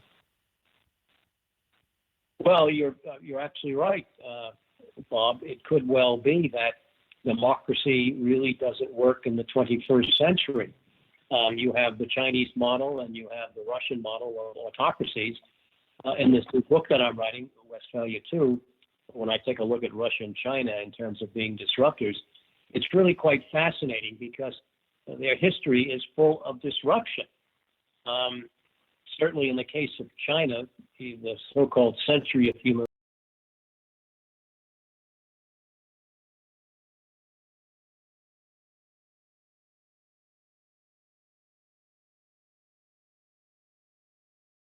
and similarly with Russia, you go back to the start of Russia in the 9th or 10th century and the establishment of Russia. Everybody invaded Russia. The Mongols did, the Poles did, the Swedes did. So you had Russia being invaded constantly. You had all sorts of attempts and assassinations in the 19th and 20th century that were part of Russian history. And so I conclude that China and Russia are far more able to deal with disruption than we are. In fact, most recently, you go back and read the history of Russia when the Soviet Union imploded. Russia was in chaos for the better part of a decade. And one of the things that Vladimir Putin did was to try to stitch back the state. For which he's not given much credit because we really don't understand what was happening in Russia or for that matter in China. So strangely, Russia and China may be better prepared despite their huge weaknesses in a system which is autocratic, in a system in which there has to be discipline and control because the whole of society becomes more important than individuals in society, which is really a reverse case for democracies in the United States. And you take a look how Western Europe is coping. On a per capita head, Britain has 3 times the number of deaths of COVID virus than we do, simply because Boris Johnson is not going to close down the economy. So we're not coping very well. Italy, Spain aren't coping very, very well. So we'll see how this thing turns out. But I think you're absolutely right. There have to be huge changes in the way we look at how we run our country, politically, socially, economically. And making change is extraordinarily difficult because in this country, to get anything done, virtually everybody has got to say yes. And if only one person says no, Mitch McConnell, for example, nothing is going to get done.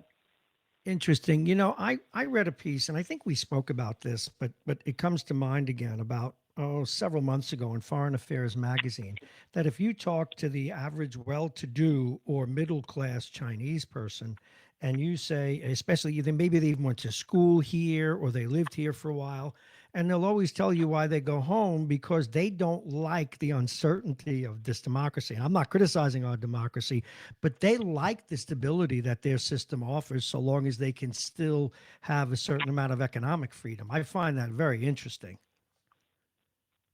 Well, I told you, Bob, about 15 years ago, I used to be very, very close to the Chinese and the police embassy here. That's right. And I told you the story that the head police spy was going home, and he lived in the clay. He had a car and driver. He had all the comforts of America. And I said, Joe, you're going back to China. You're not going to have these comforts, even though your wife is the assistant attorney general, or deputy attorney general. What do you think? And he said, without missing a beat, and he meant it. He said, I'm going back to a truly civilized country. No American would understand that. It's interesting. It was absolutely true. My guest is Harlan Absolutely Ullman, true. internationally I hope we renowned. don't have hope. No, internationally renowned national security expert. We're talking about the COVID crisis, the political implications of that, and the shortcomings right now of our own government. Let's move into some of the issues that are going on right now that are falling under the radar because of COVID. I read early this morning that a carrier group is on its way, I guess, to the South China Sea. Why? One of the problems we face, well, first of all, we have now made China and Russia into adversaries. The national defense strategy that goes back to Obama's 4+1 military strategy is that the mission of the Department of Defense is to deter and, if war comes, defeat China or Russia, North Korea, or Iran, which I think is not only unobtainable, unaffordable, it's ludicrous. I mean, can you please tell me how you're going to deter China from Belt and Road, or China from militarizing islands it is claiming, or China from rearming or making a stronger military? And how are you going to deter Russia from interfering in our elections, which the Senate Intelligence Committee just sent out a report reaffirming that they did to help Donald Trump? This is a Republican and Democratic document that makes that point. And if war comes, how are you going to defeat China? You're going to take 1,000 megatons of nuclear explosives? And so we've made enemies into Russia and China, or at least adversaries. And unfortunately, we're dealing with them through traditional issues of tariff wars, which don't work, and with military force. And so this carrier battle group is being sent, and I read about it. I'm not up to date to tell you exactly where, when, and what. But it's a show of force to show the Chinese and our allies that we are still engaged and that China ought not to be flexing its military muscles. And that's understandable, except that's 20th century diplomacy in a 21st century world. If you want to deal with China, why would you get out of the Trans-Pacific Partnership? There were 12 countries that were going to ally together economically to take on China. This is not the way you do things. If you really want to make a point with China, and you talk about those militarized islands, why don't you have an exercise someplace in the Pacific that targets the equivalent of those islands, showing how they have become high-value targets and target-rich environments? There are so many ways that we could be doing things much more smartly to signal to Beijing, and we're simply not doing that. We're using traditional methods of diplomacy. I mean, that's one of the reasons, and I know you want to get this, that USS Teddy Roosevelt was sent to Da Nang in Vietnam, along with Bunker Hill and the Aegis cruiser, to demonstrate to the Chinese that the Americans had presence in Vietnam. Mm-hmm. Terrific. But the Chinese say, we don't care. It's not going to impact us. You send the carrier into Da Nang. We're going to follow it. I mean, we have islands that are very, very close by, we're going to do other things. And so I think that our entire diplomacy has been put too much on a militaristic basis. The same thing is true in Europe. One of the things I have argued in terms of our defenses and our overall strategy is that we have to deter, but we have to deter politically and diplomatically, which means we take on Russian active measures and other acts of coercive diplomacy. And we need to contain. Containment worked during the Cold War. If you take a look at China, you say, all right, if there is going to be some kind of a military expansion, China is not going to go out much further than the first island chain, which means it's basically going to be limited to its island seas. Mm-hmm. And then you say, all right, and we can take apart all your Belt and Road initiatives in Africa and elsewhere, make life very uncomfortable. We're not going to attack China, but we're going to contain it. Similarly with Russia. We could be doing far more with NATO in a much more sensible defense than we have right now, which also takes on active measures. It would be less costly and more effective. There are lots of things that we can be doing, but making these heroic changes, and they would be heroic at this particular time, is very, very difficult, and it requires American leadership. Every time we made a major change, for example, in our strategy in NATO, it was led by the United States. Here you have a president who I think is still ambivalent about NATO, who from time to time still doesn't understand that NATO members don't owe NATO any money, that the alliance is dedicated to spend at least 2% of its gross domestic product on defense, which right now is not going to be done simply because of COVID. We're going to be lucky to keep any kind of defense spending up, but we don't have any kind of initiative. And with this America First policy, everybody is faced inwards, when in fact we need to have some kind of an ability to look internationally and to look at great depth. I was on the phone about a month ago with one of the most senior military people in the Department of Defense, and they were just engaging the initial aspects of Corona. But right now, what we need is a small group thinking about what our strategy be in a post-Corona environment when the world is going to be profoundly different. The alliances are going to be changed dramatically because of this.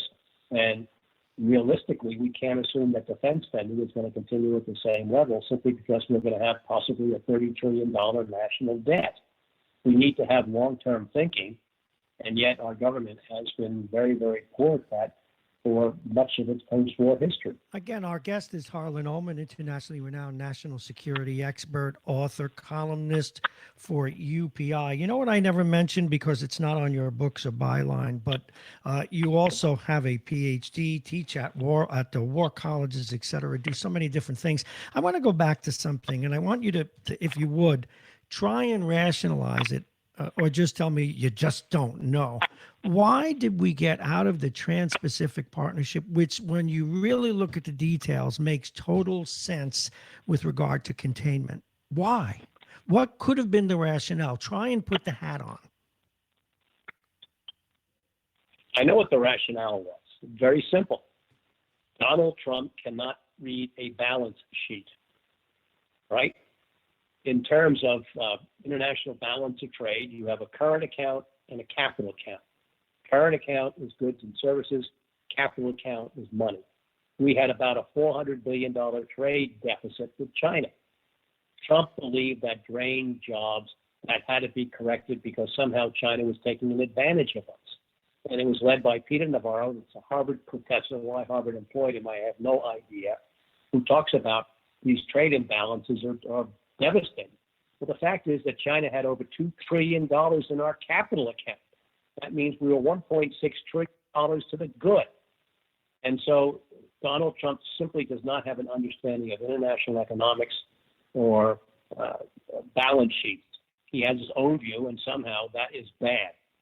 And that's why we got out of the Trans-Pacific Partnership, also because it was an action of President Obama, and everything that Obama did, Trump was trying to nullify. The same thing with the Joint Comprehensive Plan of Action with Iran. Does anybody think today we are safer now that that agreement has been abrogated than we were when it was in existence?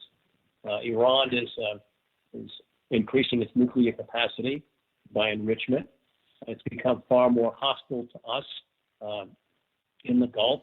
It attacked Saudi Arabia oil facilities and shot down one of our drones. It wasn't doing this during the JCPOA. Now, the Trump administration will say, yeah, but growing pressure, campaign of maximum pressure is going to work. Eventually, there's going to be a regime change. They won't admit that, and we'll show that we're going to force Iran back to the table.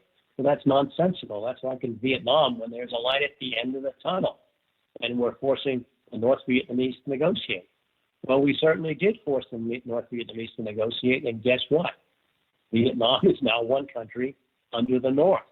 And I'm afraid that the Trump administration got this whole issue with China wrong, because the president's understanding of international, in my mind, economics is profoundly flawed and wrong, and his knowledge of international politics is likewise flawed. And so we put ourselves in a far worse position by abandoning those two agreements, as well as the Paris climate change. And this notion to pull out of the World Health Organization, no matter how much you don't like the UN, how much you think the UN is being used against us, you have to realize there are 195 or so members of the United Nations, and a majority of countries don't like us. That is a reality. And unfortunately, we don't want to accept that reality. So I think pulling out of the WHO without trying to fix and reform the problems has been a huge mistake, and we're becoming even more isolated now when we need partners. So in that regard, in terms of its economic policies internationally, and certainly its foreign policies, the Trump administration, in my mind, will be lucky to be at least disastrous. In many ways, it could be as disastrous as George W. Bush's intervention in Iraq in 2003.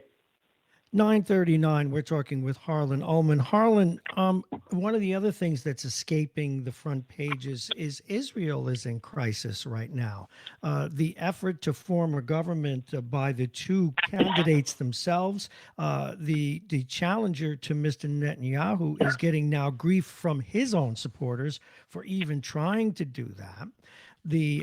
Many people think that if he does that, it really is going to enable Netanyahu to escape justice because he stands charged with crimes. What's going on there? They've got a real problem. Well, maybe they don't. The deal, as I understand it, is that in 18 months, Benny Gantz becomes prime minister. And so you can argue Benny Gantz, the military officer, he was chief of their defense, he puts his country first, and Israel needs a government at this particular time of crisis. And I don't know the particulars because I've been following it as you have from afar.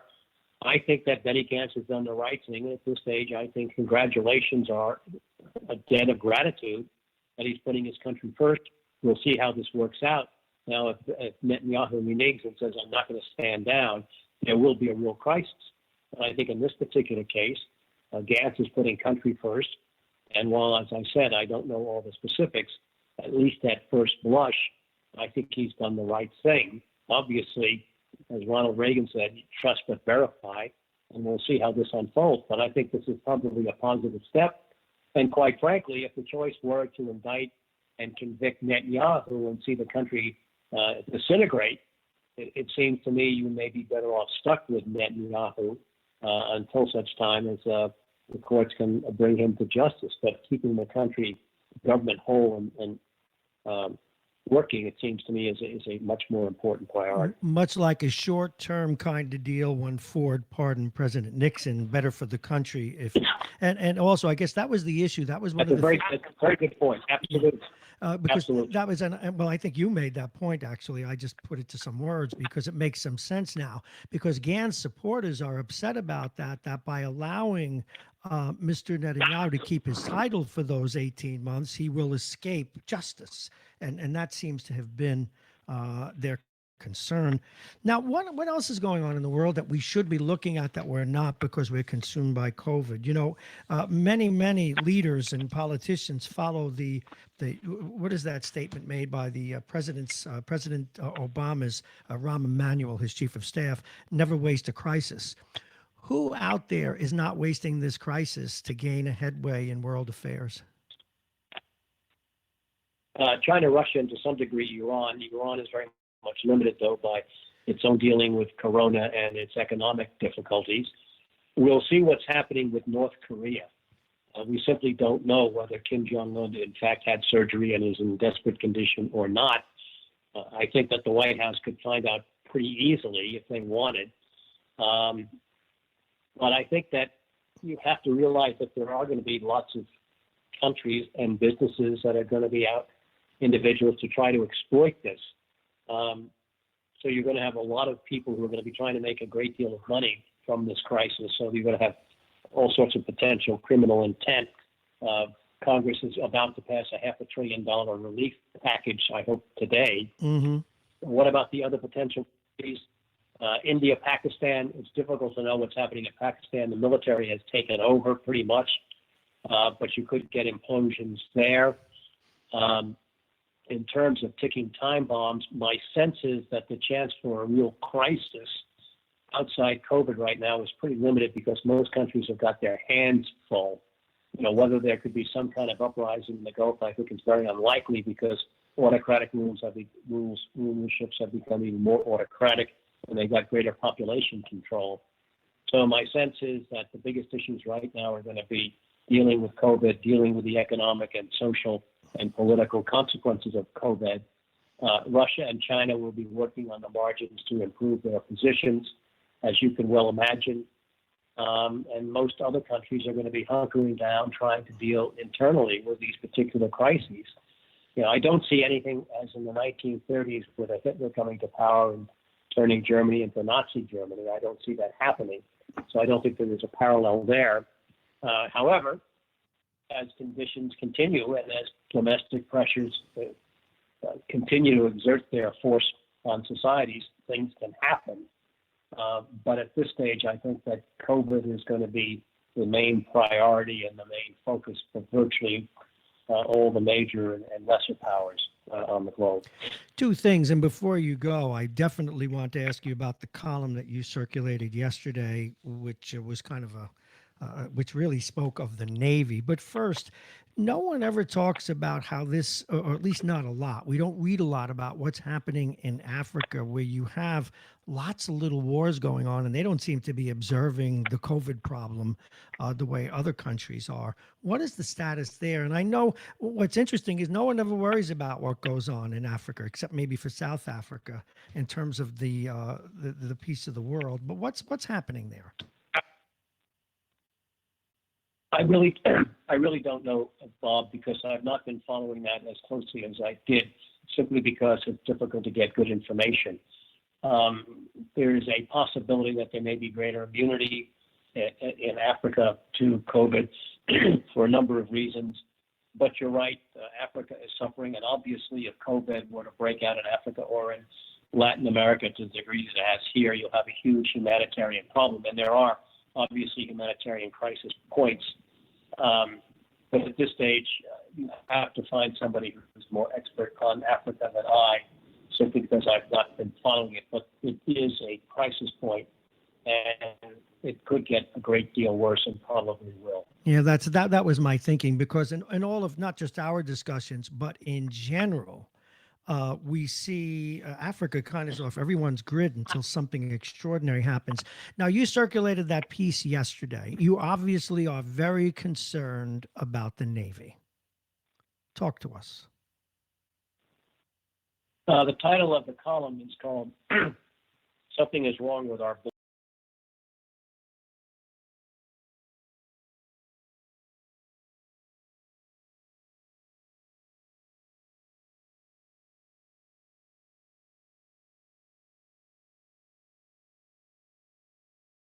Of its problems.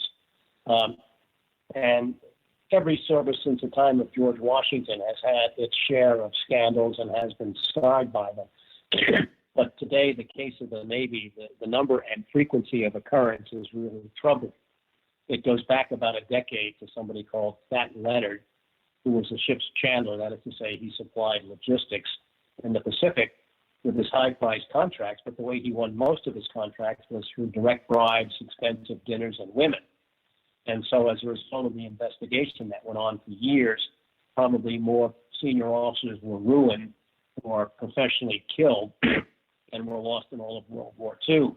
But since then, we've had a spate of crises that are almost too many to count. Teddy Roosevelt, the carrier, is just one of them. But the new carrier, Gerald Ford, its cost overruns are huge, and most of the systems aren't working the way they should. The F-35 jet isn't working correctly. The whole issue about our future submarine deterrent force and nuclear submarine force not running according to schedule. The Chief of Naval Operations designate last year, who was confirmed by the Senate, was forced to resign. The Secretary of the Navy was fired. And worst of all for the Navy, the Secretary of Defense, the Navy was charged by Congress. It's the law of the land that the Navy obtained 355 ships. And believe it or not, for 2.5 years, the Navy was incapable of coming up with a plan to get there. And so the Secretary of Defense, not long ago, took over planning for the Navy on what its future is going to be, which is the most stunning indictment of the Navy I can think since the early 1990s, when Secretary of Defense Bob Gates fired the Secretary of the Air Force and the Chief of Staff of the Air Force because of a huge nuclear issue that had taken place. And I have a crisis in the chain of command. Teddy Roosevelt, as you know, the ship that's now in Guam because about 1,000 of its crew members have been infected with COVID.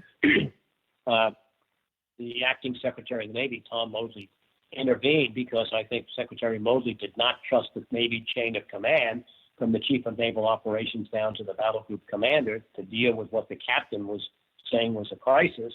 And the captain didn't believe the chain of command going up because he otherwise would not have sent that email out to certain people describing the perilous conditions. And so that's just the latest result. Now, what happens whether or not the Navy decides to restate the captain is not the issue. The Navy has profound cultural, operational, business, and other problems that it has to address. Things are wrong, and Admiral Beatty's lament, something is wrong with our bloody ships today, is absolutely accurate. And the new Chief of Naval Operations, Admiral Gilday, is relatively new, but he's fortunately been untainted by each of these scandals. Now, we have an acting Secretary of the Navy who is a former Navy Judge Advocate General, who was Under Secretary of the Army, James McPherson, who by all accounts is a very competent guy. And Kenneth Braithwaite, former ambassador to Norway, has been lined up to review the replacement, but his hearing will not be until May, if in fact he has one. And so whether there'll be a real confirmed Secretary of the Navy or not, I don't know. But in the interim, I think Admiral Gilday needs to appoint a civilian and military panel, an outside panel, because I don't think the Navy can investigate itself, to get to the bottom of this. What are the cultural issues, and what does the Navy do so that it operates more effectively, efficiently, at sea and ashore than it is doing right now? Because the frequency, as I said, of these scandals, mishaps, is stunning in the extreme. And the fact that the Secretary of the Navy, of the Defense, no longer trusts the Navy to plan for the future, I don't see how you can get around from saying something is wrong, we have to do something.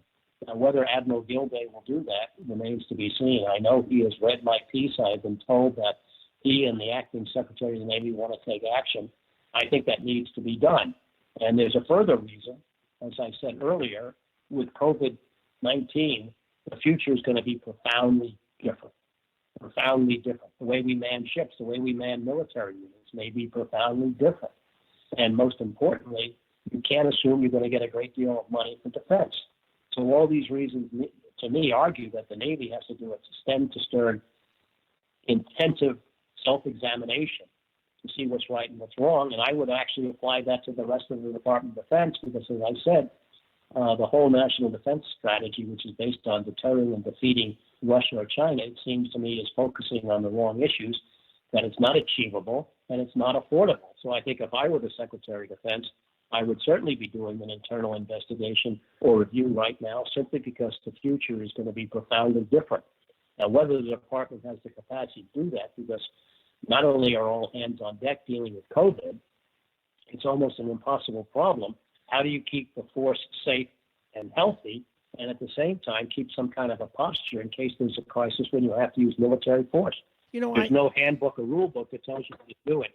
As a layperson, not familiar with the culture within these organizations, to look at it, it's almost, the way you do zero-based budgeting, it almost looks like somebody ought to be sitting down with or some knowledgeable person's sitting down with a broad blank sheet of paper and re-establishing the hierarchy, because this sounds like, for anyone who's done organizational work, the problem is in the organization, and I'm really looking at shore more than I am out at sea. the ships, I'm sure, and the captains and the strategies out there are set by the powers that be in the, if you will, in the human infrastructure. Is it that incompetent or is it that bureaucratic? What are we lay people missing? Because to hear you say that, it sounds like it just doesn't work.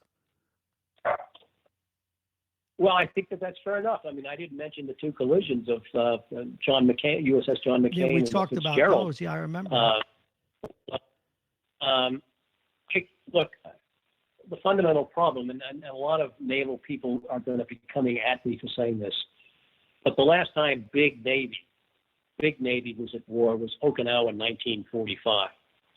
Yeah, we were in Vietnam. I was in Vietnam. Aviators, Marines, I understand that, SEALs. But for the last 20 years, in the wars on terror in Afghanistan and Iraq, the Navy has played a supporting role. The Army and the Marine Corps, and to some degree the Air Force, have done basically all the heavy lifting. And so there really hasn't been that experience of warfighting at the command level, at the fleet level. The last time we had any kind of a major sea engagement, which really wasn't a sea engagement, was 1972, and 7th Fleet Commander Admiral Jimmy Holloway took a cruiser and a couple of destroyers to bombard Haiphong Harbor. But since then, we really haven't had large-scale naval warfare. And so I think that that has bred a certain reluctance in terms of risk-taking. We also have a zero-deficit mentality where if you make a mistake, it could be professionally killing. Believe it or not, up to a year ago, and I may not be current, the average surface warship in the U.S. Navy was undergoing basically an inspection a day or 300 inspections a year, plus or minus. Now, if Captain Marrone's ship does well on 298 out of 300 inspections, and Captain Ullman's ship only does well on 295 out of 300, who's going to be marked 1 of 2 and who's going to be marked 2 of 2? And 2 of 2 is fatal professionally. So you're going to spend as much time as you can on a number of these inspections. And these inspections are not only oranges and apples, they're elephants and chickens. I mean, some really, really count and some don't. But the fact of the matter is they all seem to have equal weight. So there have been a lot of things that have been imposed on the services that seems to me have been excessive and have gone in the wrong direction. If you read the review of the ship collisions that was written 3 or 4 years ago by a former Chief of Naval Operations, Admiral Gary Roughead, and a very prominent civilian, Michael Baer, it is a stunning indictment of the whole chain of command because people were just ducking responsibility and accountability. And so I think that there has been an environment, rightly or wrongly, that's created in which responsibility and accountability have become secondary. Now, restoring that is exceedingly difficult to do in any case, and I think this persists to some degree throughout the services. I'm not saying that the Navy is the red-headed child. Each of the services has their own problems. But I think that we have to take a really profound look because I don't see how we can sustain the current force of 1.3 million people and the current strategy, given the likely budgets that are going to arise. So, and I also think that we're still operating too much in the 20th century mindset when this is a 21st century world and we have to adjust and adapt. And I'm not sure that the new military strategy has done that. That's a great segue to my next question. When do you think you'll be done with the book? I realize after that there's editing and publishing and all of that. How far away are we from your new book? Well, I'm pacing myself. and quite frankly, because of this lockdown, Bob, and as you know, I used to do a great deal of international travel and have a lot of international clients and businesses. I now regard the term mañana as a term of great urgency. and so it's very easy to procrastinate. So I'm not making the progress I want because there's no deadline, but I think I will probably get the book done by August. I'm sure I can find a publisher. It'll be about 250 pages. I've got it pretty much written in my head. It's just sitting down and writing it becomes the issue, and I've got to become more motivated to do that. But I'm, in my own mind, thinking I'll get it done around August, which means I've got to write about 15,000 words a month, and that's easy to do. Well, I look forward to it. Again, Harlan, I can't thank you enough. Every week we learn something. It's like going to school. Thank you so very, very much, Harlan Ullman. Please stay safe and don't do too much travel yet, please. We need you around. Thank you, sir. See you next week. All right, Bye-bye. take care. Bye-bye. All righty, that slams the lid on things for today. A couple of matters of business. We'll take a last look at the weather. 38, no, it's 40 right now. On its way up to 50, mostly sunny, but it's going to be, we have some wind today. Tonight, partly cloudy, getting out to 34, so keep your mittens and your woolen pajamas on. Thursday, cloudy with late rain late in the day again, high 56, overnight 44. Friday, cloudy with some rain again, high 57, the overnight low 42. Saturday, mostly sunny skies, the high will be 60 degrees. And the weather brought to you exclusively by United Hebrew of New Rochelle, voted one of America's best rehabilitation and senior care campuses, and it's right here in New Rochelle. Visit uhgc.org. We want to thank Aging Issues Management, the law firm of Payne & Kahn, Dominic's Fine Cigars, Plug-in Virtual Reality, and of course, our friends over at the Beachmont Tavern. Opening at 11:30 today. They'll close at 1 tonight. If you want to order a drink, you want to order some food, they will deliver it, or you can go pick it up. And call ahead. That's what I do. And then you just go pick the bag up and you're on your way. The phone number is 636-9533. 636-9533. We want to thank Vince Russo, Mike Edelman, Mike Duffy, Hezi Aris, and of course, Harlan Ullman and Ivar Hayden. But a special thanks to young Nicole Galetta and her mom, Carolyn Galetta. What a wonderful story. We've already gotten some emails and texts about you.